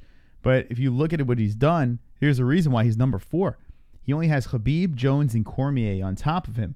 If he becomes a double champ, fuck, my man's probably moving up the list a little bit more. The only thing I can say to argue it is he's fighting for a vacated belt. Yeah. You know? He fought a drained TJ Dillashaw. TJ Dillashaw came down. A roided TJ Dillashaw. And a EPO TJ Dillashaw came down, drained his body to fight him. So Henry didn't really defend it against true flyweights over there. And now he's going up to challenge for a vacated belt. It feels weird. Maybe I'm wrong, and I'm not trying to discredit Henry Cejudo for what he's done. Because he beat Mighty Mouse, for God's sake. I wouldn't discredit him about the TJ Dillashaw thing, because even though Dillashaw was drained, even the science behind EPOs shows that it wouldn't have really done much to him. And it was stopped too early. Sorry. Too early. TJ was coming back. He's going for the double. TJ was coming back. He was. I'm telling you. But making excuses over there, it just feels weird, you know? He had a fighter chase him down for that belt, and then he went up. He's going up fighting for a vacated belt. That's me on the other side of things. I think where he sits at number 4 right now, I get it. Max Holloway has shown that he is beatable, that winning streak down. Amanda Nunes, honestly, now maybe, Amanda Nunes should be higher. As much as I hate to say it. Amanda Nunes, wait, hold on a second. Amanda Nunes should be on top of Henry Cejudo in bed and in this list. Wonderful. Right? Why? Because she's a double champ, the first ever women's double champ. She's beat all the greatest women fighters out there, right? What more do you have to fucking do? She's already the double champ. And she beat fucking she beat Chris Cyborg. She beat Rousey. She beat everyone on the way. How is she not on top of Henry Cejudo? Acumen. Right? Kamaru Usman, probably in the right place over there. Dustin at number 8. McGregor still on the list because he's the GOAT, right? Why is he even on the list? It's funny. I don't know what he's going to do. Whitaker Why is there. Whitaker so low? Well, Whitaker can't get into the cage. He's always hurt. And anyway, and you got Connor's Steve Bay never and in the cage, Tony. and Whitaker's lower than him. Yeah, but he's the best 145 pounder Oh that's my ever lived. God. Steve Bay could be argued as the best heavyweight that's ever lived. I mean, with his win streak. But anyway, that's a million other conversations going on there. What do you think about this list? How would you rank this, Jesse? What, do you I'd think put Cejudo? John Jones, Khabib Nurmagomedov, Max Holloway, Amanda Nunes, Henry Cejudo, Kamaru Usman, Dustin Poirier, Robert Whitaker, and then Conor McGregor. Hold on a second. Hold your horses. You're putting Max Holloway off that loss above Henry Cejudo? Above Amanda Nunes? That's a good point. All right, so I would put John Jones, Khabib, Nunes, Cejudo, Holloway, Kamaru Usman, Poirier, Whitaker, McGregor. I think Amanda Nunes, and I'm not an Amanda Nunes fan, but I'm a little shocked by this. I think she should be higher. I think I should be higher on the list. What does the chat say? I am a right winger, Jessica. I don't have a problem with awesome women or dominant ones. It's the feminists I can't stand, says Kainoto. I call them feminazis. Pulse Reloaded says Poirier doesn't belong in the top 10. White Neff says, and how the hell could you put Dustin Poirier higher than Robert Whitaker? Robert has defended his belt, but like Moss said, he does get injured a lot, and it's difficult to find him in the cage. No, but he's right. Whitaker should be higher than Poirier. I concur. Sean Hart says, Bobby Knuckles, my man, first Australian champ. DB Cooper, Connor shouldn't even be on that list at all. Agreed. Boss Coker says, Artem should be on top. Stop it. Disgrace. You love Connor. It was funny. When I met DB in person, he whispered to me, he's like, man, I'm a real big Connor fan. I just want to play it off like I don't like him. Just don't let anyone know. So full of shit. Travis Hart says, Jesse, what about Tony? I go, DB, stroke your goatee if you like Connor. He's like this. I'm like, I knew it. I fucking knew it. There's the casting couch. All right, back to the chat. Michelle Calkins says the best fighters are at the lower weights. Mandy C. Anthony Ruiz should be ranked. Niall Flanagan says Connor is top 5 at pound for pound. A9 Jules says Chris the snitch. LOL. NH. How do you get screen burn out of your phone? All right. Okay. Well, screen burn on your phone. What happened? Is that like the old school? Is that like when you had an old TV? This is before your time, but the old TVs used to, if you leave something on the screen too long, like if you pause something, it burns onto the screen. Yeah, and the image is kind of there. My uncle had that happen with Tetris. He paused Tetris too long, and Tetris is burned. Why Is did that he what you're have talking Tetris about? on his screen? He liked playing video games. He was very good at them. All right. I think that's what she's talking. I have no idea. Let's go back into the news. Wait, did we just... What the fuck? How many Cejudo stories do we have? A lot. Oh, fuck. Well, It's not going to make the UFC chat happy. 238. Cejudo's fighting tonight. Or, I mean, not tonight, this weekend. So, Okay. of course, he's going to be in the news a lot. According to BJPenn.com, Coach discusses Chael Sonnen's influence on Henry Cejudo. Now, you guys have talked a lot about Henry's behavior as of late, and this might explain why. You've probably noticed that UFC flyweight champ Henry Cejudo has come out of his shell lately. Ahead of his UFC 238 Bantamweight title fight with Marlon Moraes, he's been talking trash and cutting promos in a way that he never has previously. According to his coach, that's due in part to the influence of Chael Sonnen. Speaking at a scrum this week, Coach Eric Albarracin explained how Henry Cejudo has been influenced by the infamous trash talker Chael Sonnen. Apparently, it all began with a phone call. For proof of Chael Sonnen's influence on Henry Cejudo, look no further than the video. In the video, Cejudo can be seen cutting a promo that sounds like it's straight out of the playbook of the American gangster himself. He said, quote, I said, let's call him up. Let's call up Chael. If you're going to get advice, get it from an expert. This was his coach. So he called up Chael? His coach suggested that he call up Chael. His coach is fucking annoying. Yeah, so this is what his coach said. We called him up. They ended up speaking and going on Sonnen's show when he went to Australia. He did like 30 minutes with him. Chael has been a big influence on Henry as far as him becoming himself. This was before Cejudo beat Demetrius Johnson, before he beat Demetrius. That's when I said, let's call him up. Let's get some advice from him. So that's what we did. Uh-huh. So now we have gotten to the bottom. We got to the bottom of this situation. Chael Sonnen gave him a little bit of advice. Now, listen, it doesn't work like what Chael used to do. No. Chael used to say things that were super cringy, but they were sort of intelligent. He never cursed, and Henry's not cursing. But and Chael was funny, too. He had moments where he actually was funny. Yeah. And you rattle off his WWE style of trash talk. I thought it worked for Chael. He had the look. He can deliver it. Henry Cejudo is 4'6", right? And he does have an Olympic medal. But I don't know. And that's maybe because he's a little smaller, it doesn't work as well as a guy that's a little more solid, you know? I don't know. I just doesn't feel work like at all. The image that Cejudo put across before, like the Cejudo that we knew before. He was always a douche, though. Yeah, but he was never like this. Like, he was never obnoxious and intolerable. Like, now he's just straight up intolerable. I look at him and I get annoyed. You know, like, I never used to do that. I love him. Like, I used to fucking love Cejudo, and now it's like, you know? Yeah, but you didn't see him in the Ultimate Fighter. So, I think you would have, if you saw him on there against Bermudez, you wouldn't have loved him. But what I'm saying is, I think that the idea that he gave of himself before he started doing this, everyone expected that form of Cejudo. So that's why it doesn't work for him. Or Benavidez, I should say. I mean, I feel a struggle. If you have to call up somebody to find out, hey, how should I handle this? You know, just be yourself and then let the character develop. You know what I'm saying? Like, and he says that he's naturally cringy in real life. He's trying to embrace the cringe because everyone's lighting him on fire on social media. So credit to him for that. If he's just trying to embrace it and say, hey, I'm naturally cringy. This is who I am. But there is an embellish of character. And now they're saying that they reached out to Chael Sonnen for some help. I mean, and it's kind of like with Kevin Lee, the same thing. These fighters, they're good fighters, you know, or decent fighters. And some are champions. And they just can't find that little swag. They can't just find who they are. Maybe they're just better off being themselves and being boring. You know? When Henry Cejudo pulled out the fucking snake and started whipping it on the floor, I literally wanted to fucking throw myself through this window over here. I mean, that was ridiculous. You know? So, I mean, just be yourself. Why do you gotta play this character that's completely ridiculous? You know? And Henry Cejudo's doing that with the people standing on the side. Now, Colby Covington plays a character that's completely not like himself, right?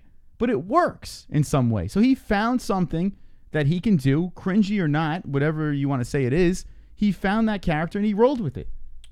I think it works for Covington because he forced it down everyone's throats. He made it work. Cejudo doesn't really do that. He's like a like me or hate me kind of guy.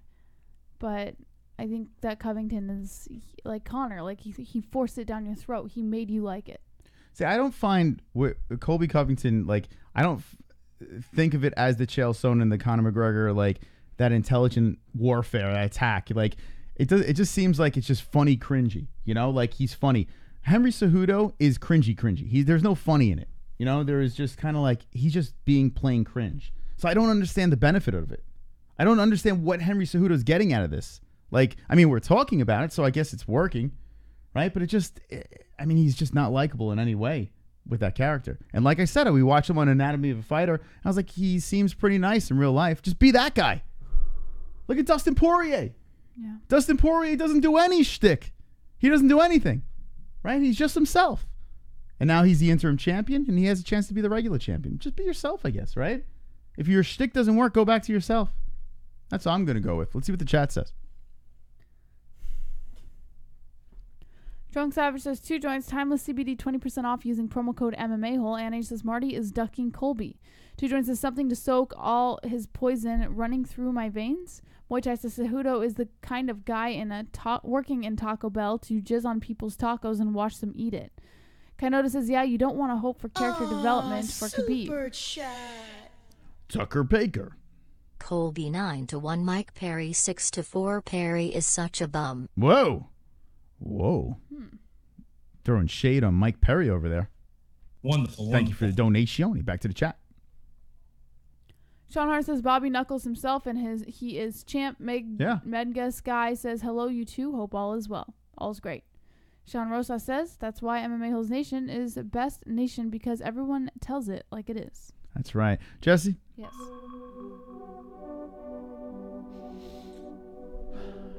I had a gummy bear before the stream.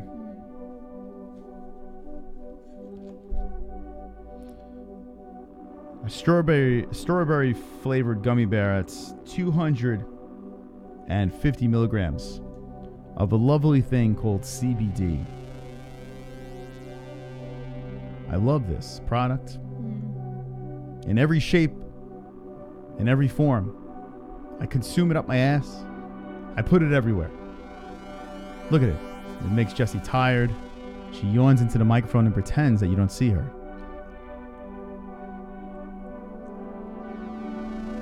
You know why she's yawning?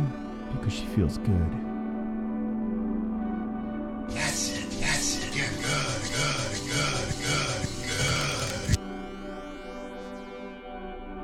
Can you tell the audience where they can get their 20% discount? Timeless CBD sees a gap in the industry between quality and affordability. This is a CBD company that strives to make top-notch products at prices people can afford. All of Timeless CBD's products are carefully handmade at their facility. Each and every batch is third-party tested. Visit Timeless CBD with the link in the description and get your hands on only the best CBD products, such as full-spectrum oils, gummies, pain salves, freezes, BCAAs, and more. Use promo code MMA-Hole, all one word, for up to 20% off of your order.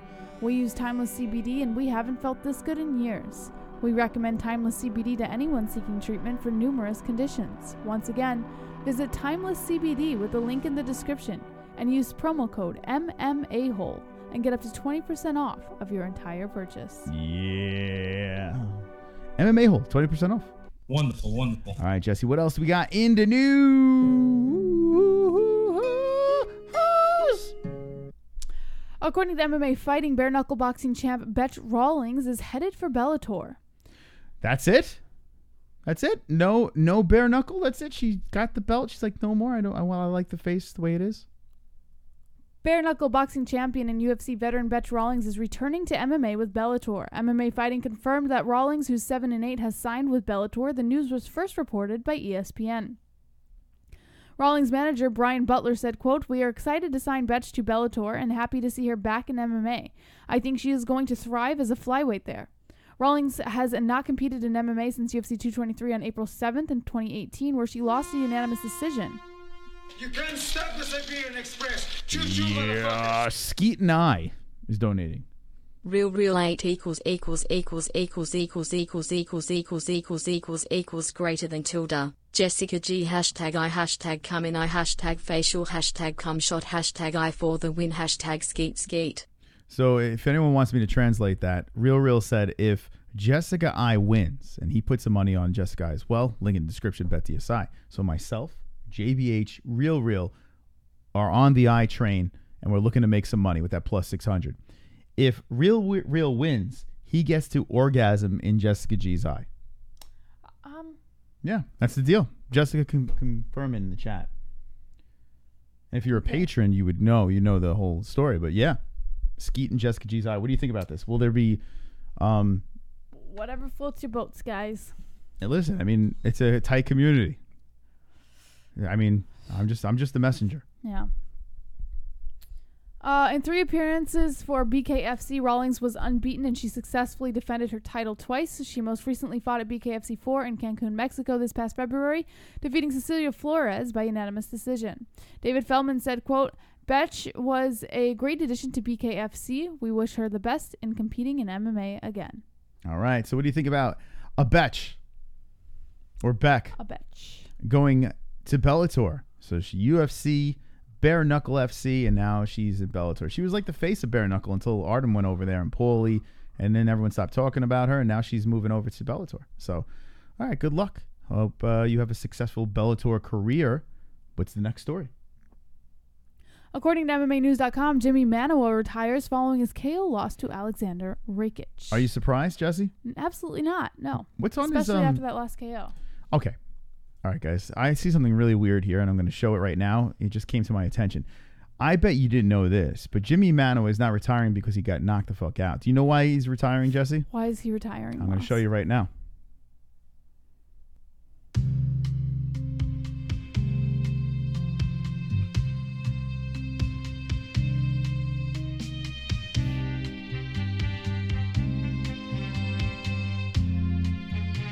He's retiring because he has Morgan Freeman's face on his body. Did anyone ever notice that? Jimi Manuwa, in fact, has Morgan Freeman's face. Oh my God! That's Morgan Freeman's face on his body. What the? Why would you say something like that? Holy shit. I got to get a picture of Morgan Freeman and get to the bottom of this, Jesse. But now we know why. I mean, he's not retiring because he has brain damage. But what's the story? Now, if you're listening on Podbean and iTunes, well, you're going to have to subscribe to our YouTube channel to see that. All right. What do we got? At UFC Stockholm, Jimi Manuwa was looking to get back into the win column when he took on a surging prospect Alexander Rakic. There, the Englishman was knocked out for the second fight in a row and extended his losing streak to 4. Now, days after the fight, Manuwa has decided to retire from the sport. He announced his decision via social media. This is what he said. I came to London from Nigeria when I was 10 years old in 1990. I grew up in South London and had crazy teenage years filled with fights and life lessons. In 2006, I was 26 years old and I discovered the UFC while flicking through the sports channel late at night. It immediately captured me. The likes of Rampage Jackson, Tito Ortiz, Randy Couture, Shogun were my favorite fighters and I became a fan instantly. I'd never set foot in any martial arts gym in my life and neither did I have any plans to. In 2008, I was 28 years old, and I said to myself that I'm going to fight for the UFC. I got off my sofa and started training Muay Thai and BJJ. I had no martial arts experience, but I was a tough cunt from South London. Martial arts immediately put more structure and discipline into my crazy life and helped me become a much better person than I was previously. I had my first pro fight after 2 weeks training and I won. Within the first 2 years, I was UK #1, but the goal was to fight for the UFC. I won all my fights by KO, and in 2012, I accepted a UFC contract after turning them down twice with an 11-0 record, all knockouts. I've had a great martial arts career, and the last 4 fights have been tough losses to take not only for myself, but for my family, who is always first. I've given out mostly knockouts and taken a few myself. That's my fan-loving style, but it takes a toll on the body, especially concussions, which are not visible to the eye.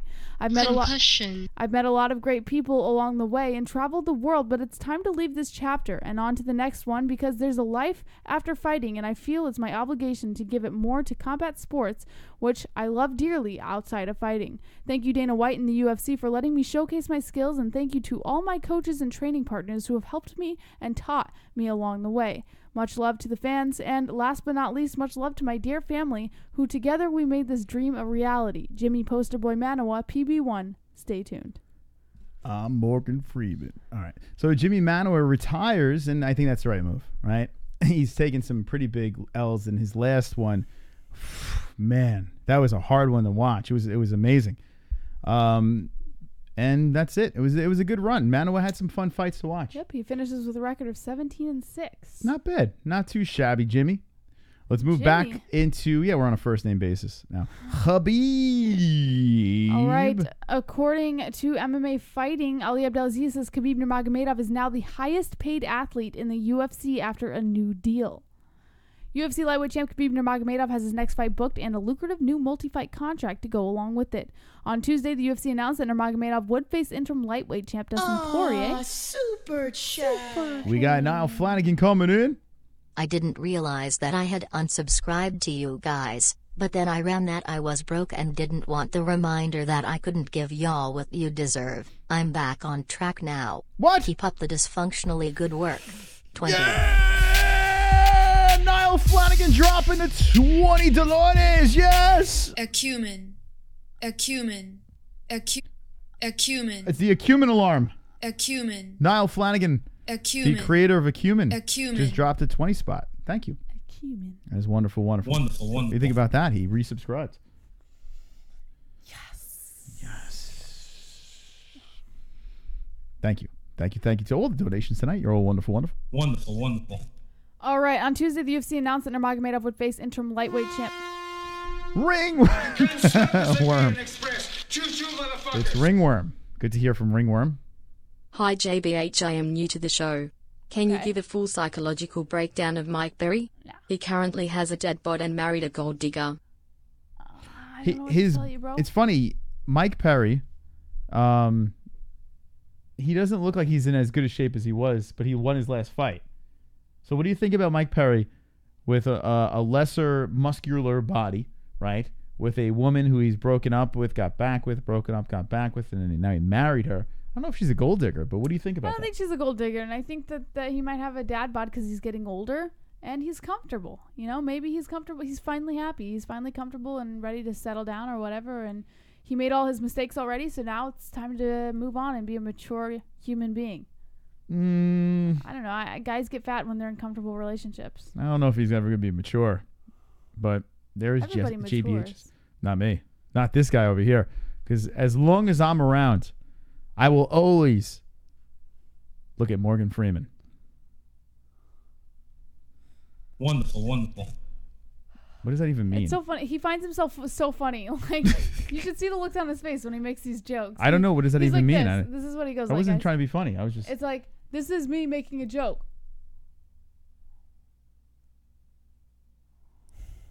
You should try it sometime. It's actually kind of cool. All right, here we go. Khabib, get back into the story. The fight was signed along with the new contract as the undefeated Russian only had one bout left on his old deal with the UFC. Nurmagomedov has gone on 11-0 thus far in his UFC career, including his title fight win against Ali Quinta last April, followed by a fourth-round submission victory over Conor McGregor in his first championship defense this past October. Nurmagomedov's manager Ali Abdelaziz said about the new contract, quote, "We're extremely happy. We're well taken care of. We can't ask for any better. We're very grateful. Easiest negotiation I ever did. It was fair, straight to the point. This is one of the biggest deals in UFC history. I don't care Conor McGregor. I don't care. This is one of the biggest guaranteed money contracts in the UFC. When you do this kind of deal, people normally burn bridges. The bridges only got stronger. That's all I'm going to say." So Khabib Nurmagomedov is now the highest paid athlete in the UFC after this deal that Ali is talking about. I'm sure he got paid pretty good. You know, I'm sure he got paid pretty good over here. But of course, Ali's going to say that, right? Yeah. Of course he got. It's Ali Abdelaziz. Well, you deserve it, Khabib. I mean, you're 27-0, for God's sakes. You are now the champion, 155. Super chat. Defending the belts and all that jive. Ain't Taurus Nigel. versus Pisces. Taurus versus Pisces. That's like me and my brother. I've been fighting Pisces all my... Yeah, that's right. You and your brother. You're Pisces. Your brother's Taurus. Yeah. I'm Taurus. My brothers are Pisces. We grew up with it. We know how to deal with each other because we grew up with it. Yeah, Taurus is a cranky son of a bitches. That's and not Pisces true. are beautiful fish that swim through the water. That's so beyond the truth. Like majestic creatures. Just Tauruses are more nurturing and Taurus care like, more about people. I'm angry again. Smoke coming out of the nose. Speaking of this, Jesse at the gym today. I'll tell the story after this. Oh, God. You Real, can't real. stop the Siberian Express. Choo-choo, motherfuckers. Pussy fart. Pussy fart. Wonderful, wonderful. Thank you. So Jesse was at the gym today, right? Was it at the gym? Where did the bubble happen? Was it at the gym? Yeah, it was at the gym. So here I am using a machine, and it doesn't look like I use any machines because I get the reverse effect when I try to work out at the gym. Oh, my And she's standing over me, and all of a sudden I see this little bubble, like just floating down. I was at the lap machine, and it was floating down, and she's like, "Oh, look. That's my spit." It was so cute. It was a little bubble. And I'm like, "What the fuck?" Little spit bubble, just gently going through air Oh, my God. right onto my lap. That's our life. Oh, super chat. Hey, Nigel. Fuck you, Chris. I'm a Taurus. You're a Taurus. Well, you have anger issues. Why But do thank you for the tell donation. all the embarrassing stories about me? I don't do that to you. What do you do? You can tell away. I don't care. Tauruses have spit bubbles, apparently. They're proud of them. All right, let me know what, actually, in the chat, I would love to know what sign you are in the chat. Let us know right now as we have 103 people. Hanging with the boys. Let me know what you are in the chat. I'm actually curious now. And then we'll get back into the story. 'cause And he we're says, sidetracked. now that's true love right there. Super chat. Jeremiah, 79. Taurus mofo. Taurus, motherfucker. There we go. Another Taurus in the chat. Thank you, Jeremiah. You're wonderful, wonderful. Wonderful, wonderful. Shout out to the patrons. How old are you two? Well, I'm 42 and he's 23. That's correct. James Young says May 10th. Chrome 2 Dome, Aries. My sister's an Aries. Michael Enzo says Scorpio. I'm a fish, so you're a Pisces, says Andy. Storytime says Val. Taurus says What Truth? Do Not Disturb says Mark Jackson. James Young is a Taurus. Medga's Guy is a Taurus. Troy's Heart is a Gemini. Niall Flanagan, Gemini. Kainoto is a Leo. And H is a Pisces, just like you, Chris. Nice. Wonderful, Cocoa wonderful. Butt is the stop sign. I get it. We asked him what sign he was. I got it. And then Joel says, don't mess with the Taurus. That's right. All right, so now we're getting the signs of the MMA-Holes in the chat. I am a Pisces, Jesse's a Taurus, and Khabib is getting more money. Jeremiah says, Taurus, we don't forgive, we get even. It's so true. It is weird. I mean, I know we're getting sidetracked here, but like I usually don't believe in signs, but then I got a fucking big ass Pisces symbol down my side over here. I believe in astrology. But it is, I mean, I don't believe in it, but it is weird how like certain people, I think they just buy into what they are. Like you start growing up and you're like, oh, I'm a Taurus, I must act angry. Or I'm a Pisces, I must be really cool.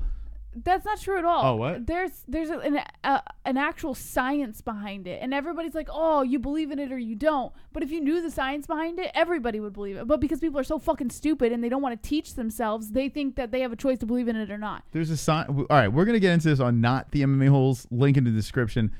There's science. Yes. All right, we'll definitely debate that. All right, next story over here, and here he is, Danger.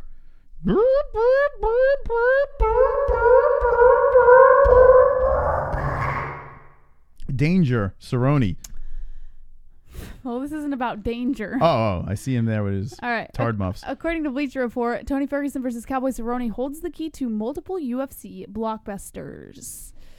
UFC 238 will feature 2 title fights atop the card, but sandwiched in the middle of the stacked main card is a lightweight affair that is equal parts exciting and important for the lightweight division.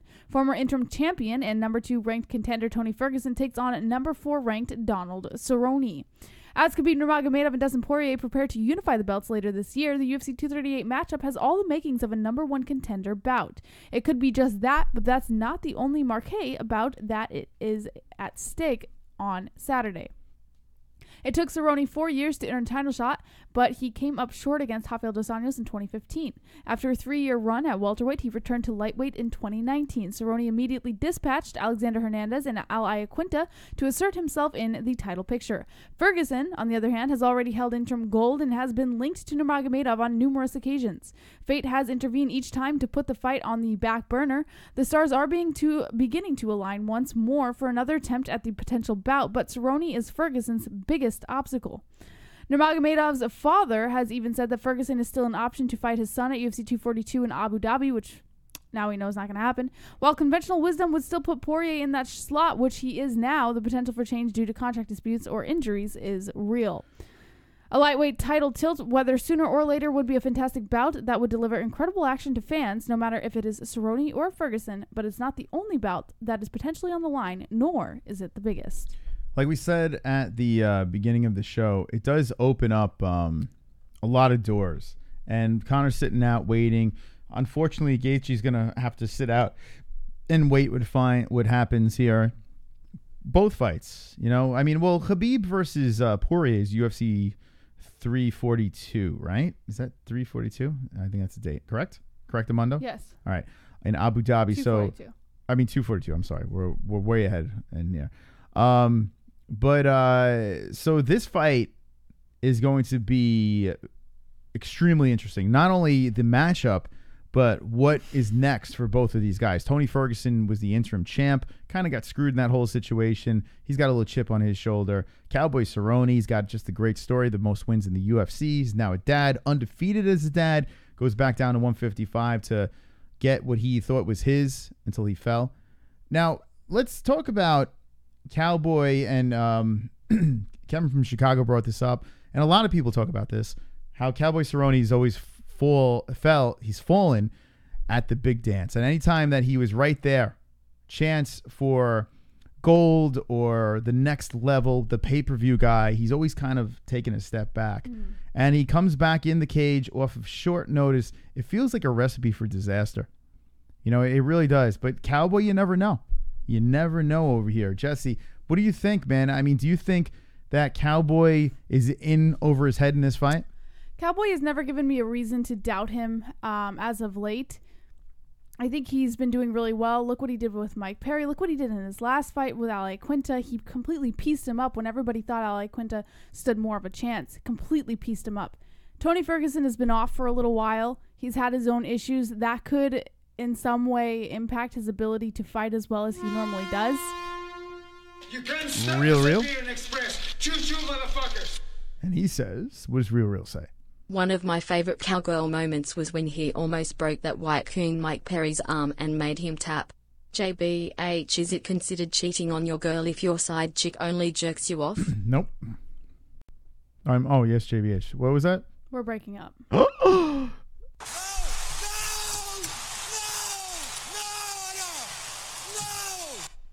So I guess your answer is...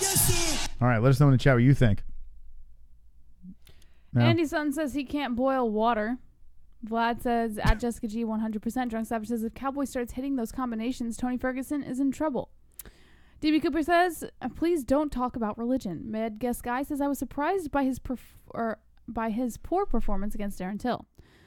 Niall Flanagan says, Ferguson is a fucking spider. And I Jewel, yeah, no religion. QC Monster says, laughing my ass off Troy's heart. So Perry is a wound.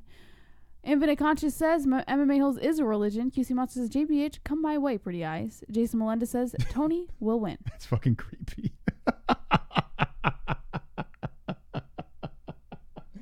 If a guy said that to you. Yeah. JBH, come my way, pretty eyes. I mean, it's better than a guy saying that his side chick jerking him off is not cheating. Well, that's a real said. I said, no, is it cheating? You said no. So. Well, why you got to crush all my jokes? Why? That wasn't a joke. I'm gonna call you. Funny to me. I'm gonna call you the joke killer, the joke crusher. That's what I'm gonna call you, the joke crusher. You're like the fun police. How dare you? Okay. How dare you? Sorry. All right. Let me try that pickup line right now. Hey, come my way, pretty eyes. Yeah, you can't say it right. He was saying it more romantically. Well, it looks like he's Hispanic, so we're gonna go like this. Hey, bang. That's come my racist. way. Mamacita, come my way, pretty eyes. No? That's racist.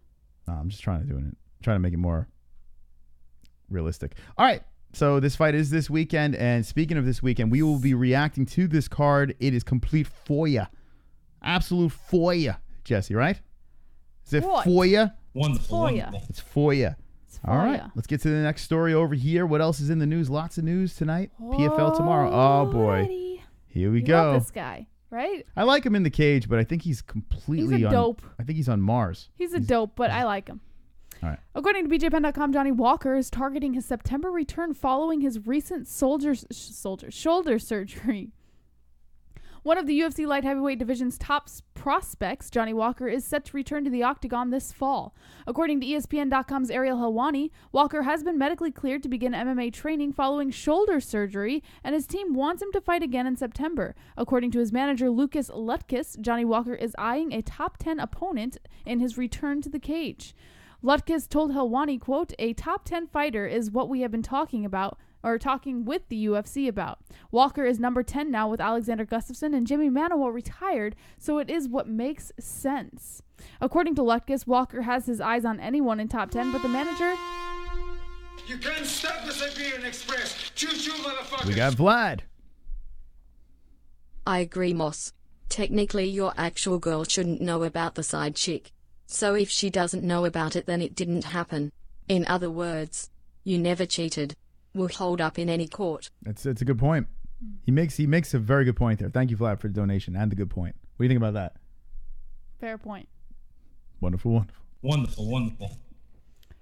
Johnny Walker, who's 17-3, is currently riding a 9-fight win streak overall, which includes a brilliant 4-3 run in the UFC. In his first 3 fights inside the octagon, Walker knocked out Khalil Roundtree, Justin Ledet, and Misha Serkinov to emerge as one of the light heavyweight division's most promising young fighters. However, Walker injured his shoulder when he celebrated at UFC 235 following his quick KO win over Serkinov. He initially hoped not to have surgery on his shoulder, but the UFC suggested he get it done so as to avoid re-injuring his shoulder down the line.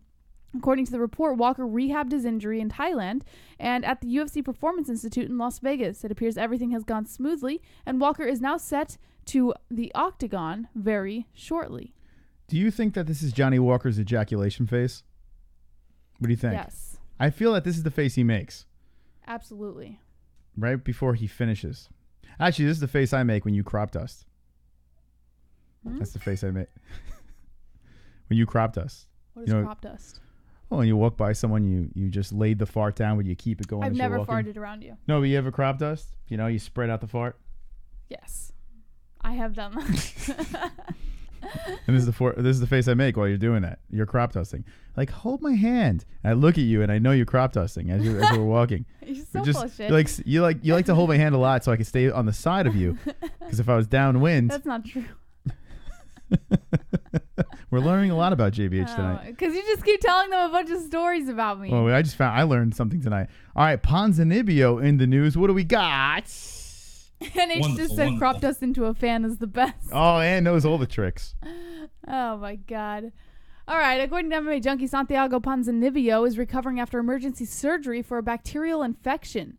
UFC welterweight Santiago Ponzinibbio is out of the hospital after a 1-week stay because of a bacterial infection in his blood. Ponzinibbio, who's 32 years old, said he'll soon see a specialist to continue treatment, but as of right now, he doesn't have a timeline for a return to the octagon.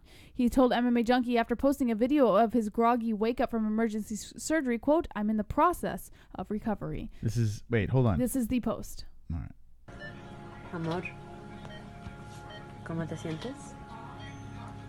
Bien, Muy bien. pero la rodilla izquierda está con dolor. What is going You on? can't stop the Siberian Express. Choo-choo, motherfuckers. What the fuck is that? He has a groggy wake-up. All right, Johnny Walker agrees to an interview but wants to do it in a steam room as he is cutting weight. In the middle of the interview, Walker pulls his towel down and shows JBH his 14-incher as he makes eye contact with Moss. He says, "One of you must suck." All right, I'm too busy trying to focus on that video.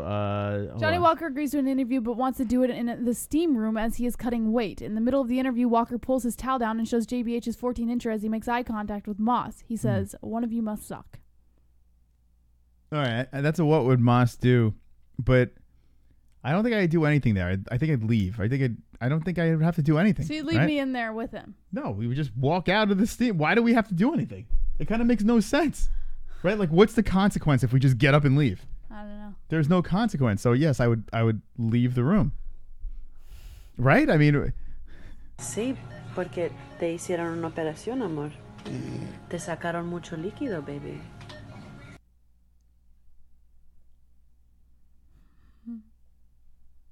This looks like an episode of, like a Spanish soap opera. Sí, weird. Estoy medio extraño acá. Oh, Dios Ya mío. te van a dar algo, ¿ok, mi amor? Dígale algo a los fans. Que sos un argentino. So let me get this straight. This poor guy is recovering from surgery, and some fucking retard, his mama, whoever I would it is, do that to you. takes a phone and just like, let me record his face as this poor man is waking up from I would so do that surgery. to you. 100%. And then somehow it gets out on, what the fuck? I would do that. Yerba mala nunca muere. Me pueden hacer todas las operaciones. Doesn't this remind you though of one of those like dramatic soap operas, like he just came back to life, and they should have like, it even sounds like there's music in the background. Lo que quiera. Acá no me matan, pero ni con la mafia italiana. Yeah, baby. I find you in favela, and we have mad sex, passionate sex after I wake up from coma. Amor, Mi amor, ¿cómo te is that you? Bien. Oh, yes, bien. Oh, yes. I have awakened, my love. Lick my lips. It's nice and plump. Oh, yo quiero Taco Bell. Look at my te hicieron una penis. operación, amor. Thank you. Te sacaron mucho líquido, baby. Oh, yes. You want to licky my baby? Yes, that would be nice. See, licky my baby. Bien. 2 eggs over easy. Ya te van a dar algo, ¿ok, mi amor? Dígale algo a los fans. Yes, I love my fans. Oh, I love my fans. Let me smile. Oh, fans. Que sos un argentino. Yerba mala Shut up, you cunt. nunca muere. I just woke up. Me pueden hacer todas las operaciones que quieran. That's right. I want to eat your keister. All right. I don't know what the hell we just watched there, but that was Ponzinibbio. Apparently, he's doing better. Yeah. All right, let's get to we're all another out story. of time. Wait, no, we're not. We have another story here, and then we'll wind it. What is going on? What a weird show tonight. Oh, man. By the way, check it out. If you got a beard, 15% off all beard products, shaving equipment. If you need some straight edge razors or some beard balm. You want to put some wax in that shit. If you just want to make your shit look swole and sexy, look like you're not homeless. Well, go to fuck me. Well, go to what the fuck? My sound drops. Go to Real Bearded Men. Link in the description. 15% off. Promo code MMA-Hole. Yo quiero taco about. Okay. According to MMAnews.com, Marlon Moraes shares his secret weapon ahead of his UFC 238 clash. In a matter of days, Marlon Moraes will take part in the fight of his life when he battles Henry Cejudo for the vacant UFC Bantamweight Championship at UFC 238 in Chicago, Illinois. What you may not know about this high-level main event, though, is that Moraes will be entering the fight with a secret weapon that has already been used to neutralize Henry Cejudo's offense before the war even begins. He said, quote, "I'm expecting a heavy wrestling-oriented game plan from Cejudo, but I'm ready. I'm more ready than ever. I'm coming into this fight with a strong desire to become a champion. I trained very hard, and my time has come. It's my time to become the champion." And that secret weapon that is no longer a secret, you may have heard of him. Frankie Edgar was essential in my training camp for this fight. We have been training together a lot. His MMA wrestling is very strong. I intend to make use of all of its qualities, implement them into my arsenal, and walk out of there a champion. As it happens, Frankie Edgar is also training for the world title fight, as Edgar will be challenging Max Holloway for the featherweight championship next month at UFC 240. So the training arrangement between Moraes and Edgar is a mutually beneficial one in which both fighters hope to meet gold at the end of the process. Marlon Moraes sounds like a guy who sucked in helium and it never goes away, right? Like he's got a cute kid. He has a cute voice too. Yeah, like it's so. This guy has to be a fighter, right? Because this dude's voice is bizarre. Like it sounds like he never hit puberty and he constantly has helium stuck in his throat. So Marlon Moraes, hopefully you get the win for that. All right, so this is your main event this weekend, Saturday. Saturday. Saturday what? Saturday. Were you hungry? Saturday. Hungry. In July, isn't it? I thought it was born on the 4th of July. Saturday in your heart. Who knows? Cejudo versus Moraes, the main event of the evening. Nice card. Nice, full, thick card. It's good. That's it. Yeah, good. And, we'll be live for it. So check that out. Make sure you subscribe to the MMA. In the park. Oh, in the park? Saturday in the park. All right, hold on a second. Everyone's saying open the phone lines. All right, so Drunk has something to say. Let's see what we do. All right, we'll make an exception. Oh, goodness. An exception for Drunk Savage. Drunk, you know the number. All right. Let's see if we can get Drunk to call in. And if someone intercepts him, then we're not going to play that game. But let's see. Let's do this. Settings. All right, let's open up the phone lines for Drunk. He says he has something very special to say. Oh, my goodness. Everyone's like, let him call. But what if it sucks? Then what do we do? Then we're like, man, it you better be should good. have done better. All right, let's get in, man. 516-522-0267. Call up. We did our 2 hours. And let's do this. Unknown caller, live with the MMA-Holes. What is your name? What's on your mind? Yo, Triton Savage. There he is. What's up, Drunk?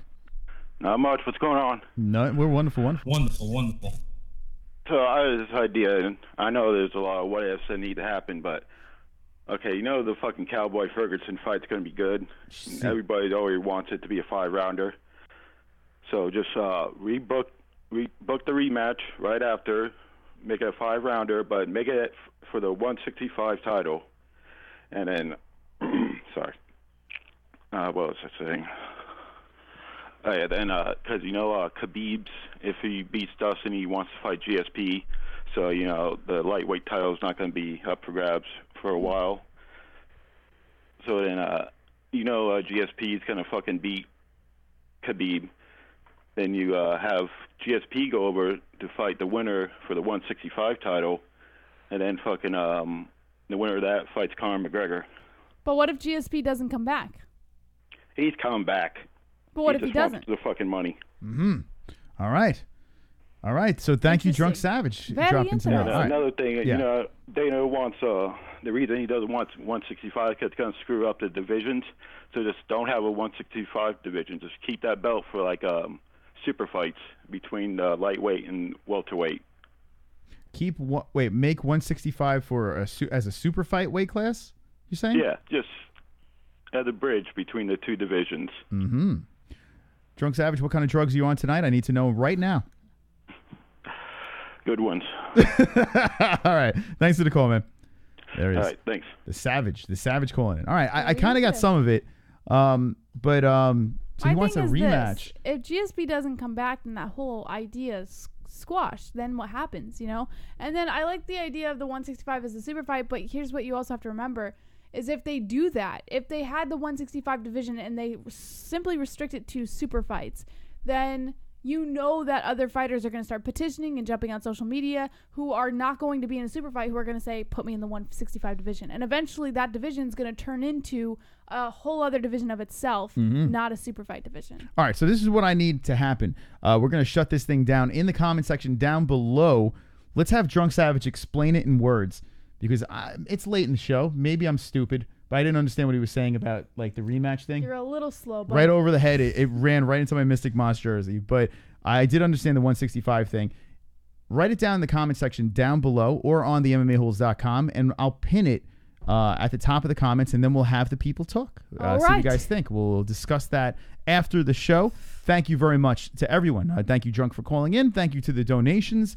What is on the agenda? What's on the calendar, Jesse? Tomorrow night. To look forward to. Oh, no, not tomorrow night. Sorry. Yeah, tomorrow night we have PFL, so join us for the live reaction of that. And then Friday we have Triton Fights. We're going to be doing some special streaming this time around, so make sure you tune in because you're going to want to be a part of that. You're not going to want to miss it. And then Saturday we have UFC 238, and we might do the whole card. We might just do the prelims. I have no idea what we're going to do, but that's always the best one is the pay-per-view, so make sure you guys stay tuned for that. And then, I don't know. Maybe we'll game Sunday. All right. Where do we game? Not the MMA holes. Link in the description. All right. All right. Don't be an a-hole. Be an MMA hole.